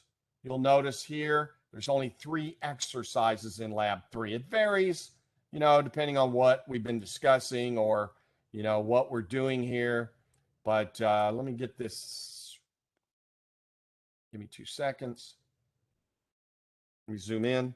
So exercise 1 says, write a shell script that loops through the password file one at a time and then prepend each line with a line number right here, followed by a colon and then a space. So really all you're doing is going and grabbing that line out of ITSC password and then adding a line number to it. Okay, pretty easy. Let's go take a look at the code though. Am I recording? Let's hope so. Yes, I am. Don't scare me like that. Who said with that? Shada, don't scare me like that. Okay. Yeah, I was pretty sure I started it, but when you said that, I'm like, uh-oh, am I not recording? I have done that before. I have literally gone through the whole second half of a class or after, and I had it pause the whole thing, okay? Or I just didn't record it. So recordings aren't guaranteed, though, class. I'm telling you that now. I don't guarantee recordings. But thank you for asking, though. So, okay. Let's see. Did I move this? Blah, blah, blah. Oh, do I already have it open? No. Let me close some stuff here. Give me 2 seconds, folks.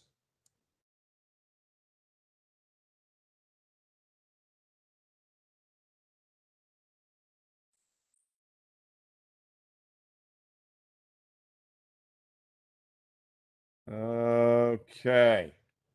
Let me close this last one. And great, looks good. Let me open it up. There we go. Okay. So here we go. Pretty simple program.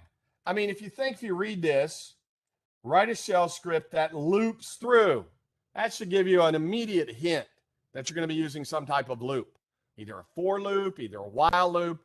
But whenever you see in there, write a shell script that loops, you should be going, okay, for loop, while loop. Well, it's a while loop. Line number equals 1. While reading the line number, so we're just setting a variable called line number to 1. While we read line, do echo $line number and then the line. And then here we're incrementing the line number.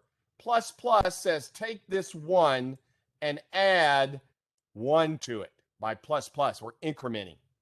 Now, folks, here we terminate it. But what are we doing? Well, we went over this today. We're redirecting the ITSC password. Okay, we're redirecting standard input. Remember, look at those arrows. And what it's doing is it's saying, hey, I want you to input the ITSC password file into this while do loop. So input the password file into the while loop. And then this is the variable. So it's going to read the first line of the password file. It's then going to echo the line number, which in this case would be a 1, and then echo the entire line. And then it's going to increment the line number. Are we done yet? No, it has to go to the next line in the password file. So read line 2. We incremented the line number to 2. Echo the number 2. Once again, that's a line number. And then the line itself. Okay? Any questions on this script? Any questions? Answer no or ask a question. Okay, let's look at the next one.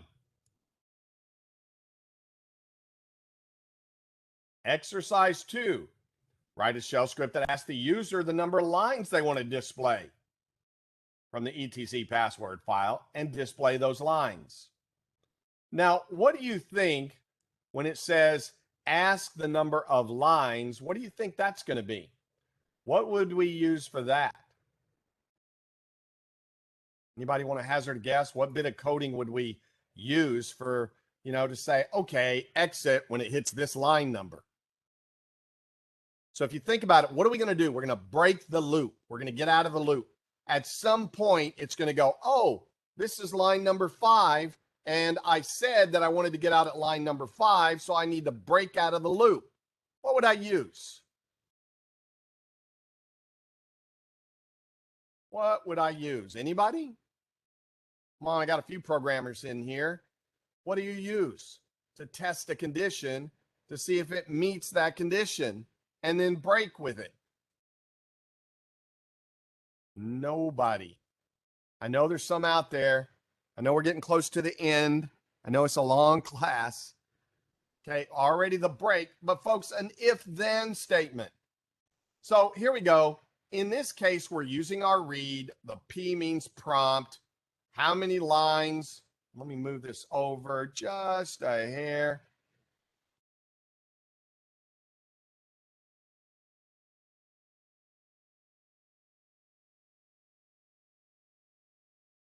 Give me a second. Just trying to.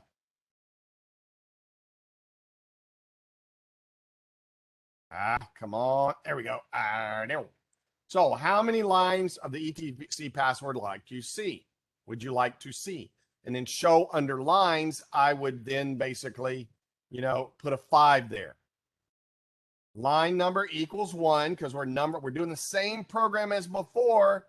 Same while read, do, same redirect the input from the etc password file. The only difference is we add an if statement. And if it meets this condition, break. So let's say I put a 5 in here. How many lines do I want to see? 5 lines. So the line number when it comes down would be 1. Is 1 greater than 5? No. So continue in the loop. Is 2 greater than 5? No. Continue the loop. Is 3 greater than 5? No. Then it gets to, is 5 greater than 5? No.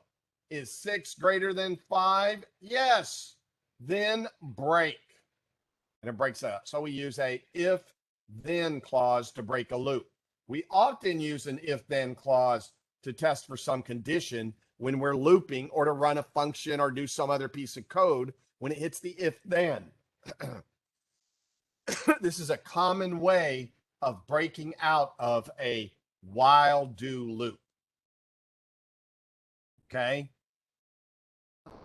Okay. Be 2 seconds. Next one. Write a shell script that allows users to select an action from a menu. The actions are to show the disk usage, show uptime on the system, show the users that are logged into the system, and then tell the user to queue to quit. If the user enters 1, 2, 3 or queue, tell them there's an invalid option. Okay? So here we go. I show you the output. Now, folks, if I'm showing you this, I want to see it in the putty session. You do the 4 possibilities. Show disk usage, show uptime, show the users logged into the system. Now, here is an example 2, system time. Here you go. Disk usage. I haven't showed you every command, but I want to see all 4 here. I want to see the disk usage, the uptime, the users logged in, and queue to quit. Okay. Now, in order to do this, you need 2 things. One is you got to know these commands, disk usage, system uptime, and show the users logged into the system. Now, let me ask you another question.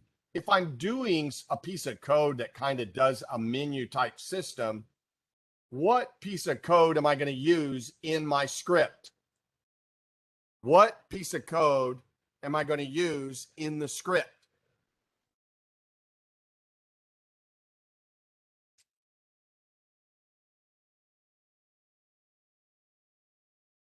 Okay, 3 people. I'm giving you 50 points each because, well, I got 18 people in the class and only 3 people answered.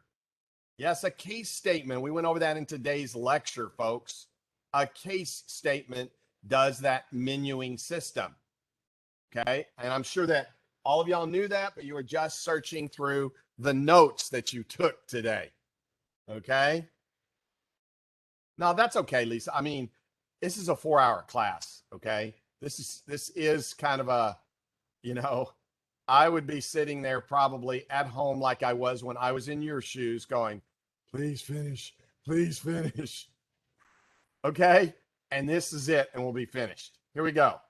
So here, while true. So this is a perpetual loop. It's always going to be true. While true, do, okay? Ooh, hold on. I collapsed it. While true, and see, look, do, and let me shrink this down a little bit. Hold on.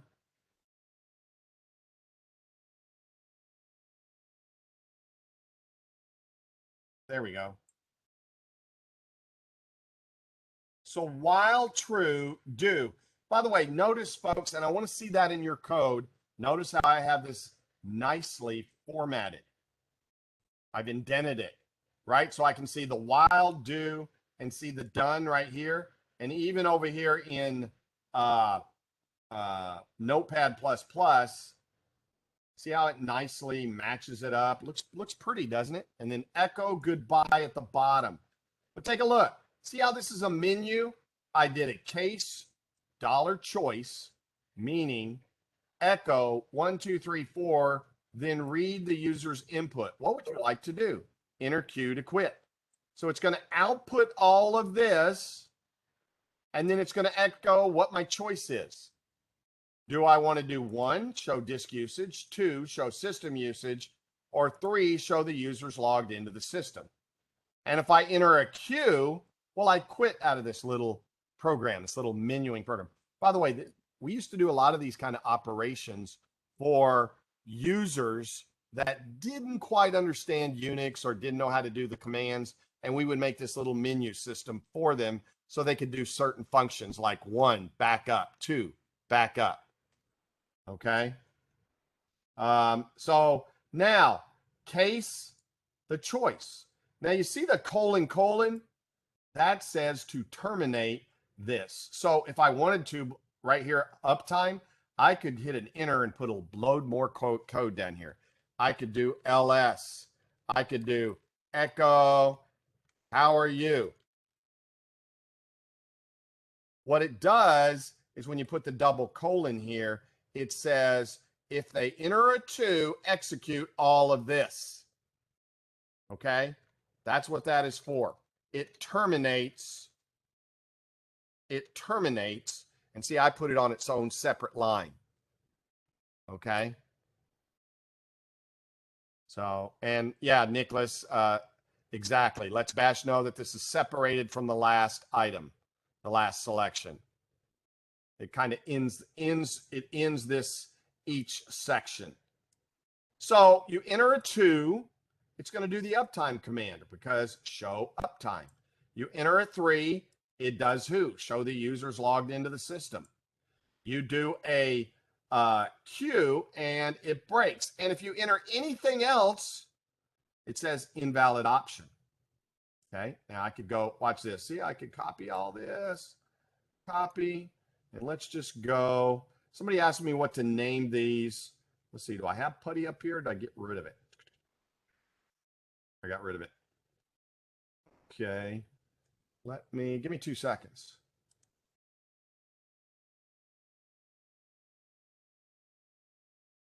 And this time I got solar putty up. It's not really what I wanted though.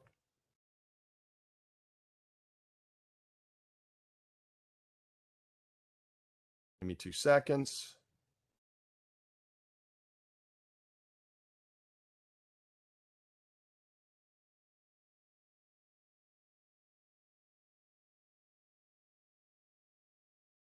We're almost done, folks. Bear with me here. So let's go into temp. What do I got in here? And we'll do a VI. This is s3.sh. Input. Bang. Escape. WQ. Do my change mod. And run it. So here we go. Look at this. Show disk usage. Okay. 1. There's the disk usage. Okay. I don't like that temp. You know what? Let's go modify it. Look at this. Q for quit. Goodbye. Now I'm going to go in here and go, watch this, folks. DF grep minus V of temp, because I don't want that temp stuff in there. So here we go. 1. And that looks a little nicer. That looks a little nicer. See how I put the grep in there? And now let's do it. Notice it returns to the menu system. Uptime. There we go. And finally, who's logged in? Well, there's all of you in. And by the way, for whoever's logged in still and stayed logged in, I'm giving you 50 points. You can add those points up at the end of the day and go, awesome. Okay, now I want to quit. But wait a second. What if I don't enter a queue? What if I just put a giant queue? Oh, it didn't quit. Look at this. It says invalid option. It's giving me the options. I enter 1, 2, 3 or lowercase q. Here we go, lowercase q to break out of it. We used to do a bunch of these back in the day, to simplify, we'd write in, a lot of stuff. Now, we usually didn't put too much in here. What we would do here, see where you got DF or who, is we would call a function. We'd have a function up here, and it might be backup files, so that then we could get somebody in the data center that worked 24/7, because some data centers have operational people there 24/7, and they would bring up a PuTTY session, and they would type in the program, and it would give them a menu system like this that would say backup Oracle database, or backup, and then they would push the number. These were basically operators. Okay. Yeah, I would say if you're going to do S1. So I've got somebody asking me there. Who's asking me that? Seth, naming conventions. What I recommended to students was, do this, make dir, call it Lab3, change directory to Lab3, and then you can do that. You can also rename it. Like I could have done, let's say I could have called it, I'm gonna do a touch command, which just creates a empty file. You could also do it, say like, Lab3 dash, 3.sh, something like that as well. Come up with your own naming convention. Or you could say L3, .3.sh, 2 or 3 different ways. Now, here's the important thing. I'm going to say this again, because you may get a kickback on the lab. I like to see it inline, folks. So do the snippets. Show me right there, exercise 1 inline. Show me exercise 2 inline. Now, why? Well, because, we have, 20-something students in this class, and, me trying to, if you take this out and you just put snippets, I'm going to go, okay, well, what was the lab? Let me go look. This makes it, oops, I don't want to do that. This makes it 10 times easier for your professor to grade. Okay. And just realize I have a lot of classes and a lot of grading. So when you put it in line, I can instantly look and go, okay, yeah, I know what this one's supposed to be. Okay. Yep. I know what that, yep. Looks good. Looks good. Okay. And then here, you don't have to do it where the example input is. You can just do it right up here above. Okay. Right there. But I want to see it within the PuTTY session. Okay. Any questions? Any questions on this lab? Answer no in the chat session, or feel free to ask a question. The VI editor, how do I change the tab from doing 8 spaces to making 4 spaces? Seth, I would, Google is your friend. So I've never, I don't use tab that much. I mean, one way is you can do the slash. There is a way to set the default. So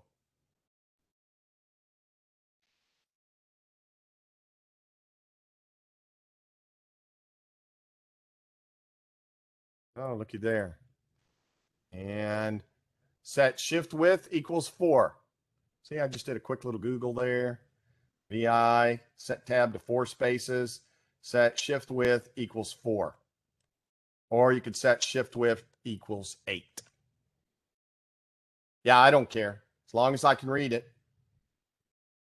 As long as I can read it. Any other questions, folks?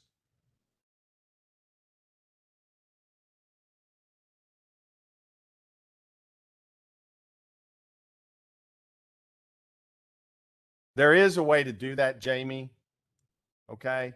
But I don't really want you to do that I mean, unless you want to, I don't know. I really don't want you to do that. There is a Unix command that will basically say ignore upper lower. But the reason I also put that there was just so folks could understand that Unix is case sensitive. So that's kind of why I didn't put, hey, you can do this and use a upper Q or lower Q. Well, just because I wanted people to like drive the point home that, oh, well, why didn't the Q work? Oh, Unix is case sensitive.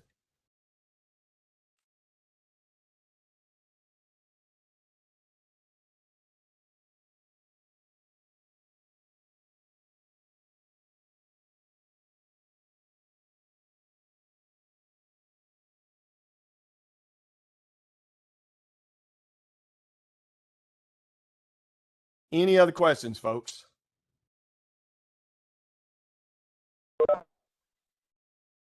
Okay. Okay, well, that is it for class, folks. How'd I do? Okay, 10 minutes over. That's not too bad. Okay. And we'll get more in line now that we've caught up with that chapter. See, if we hadn't caught up with this chapter, we would have been done with the 10 minutes ago. Okay. So I'm going to stop recording here. Everybody have a great weekend.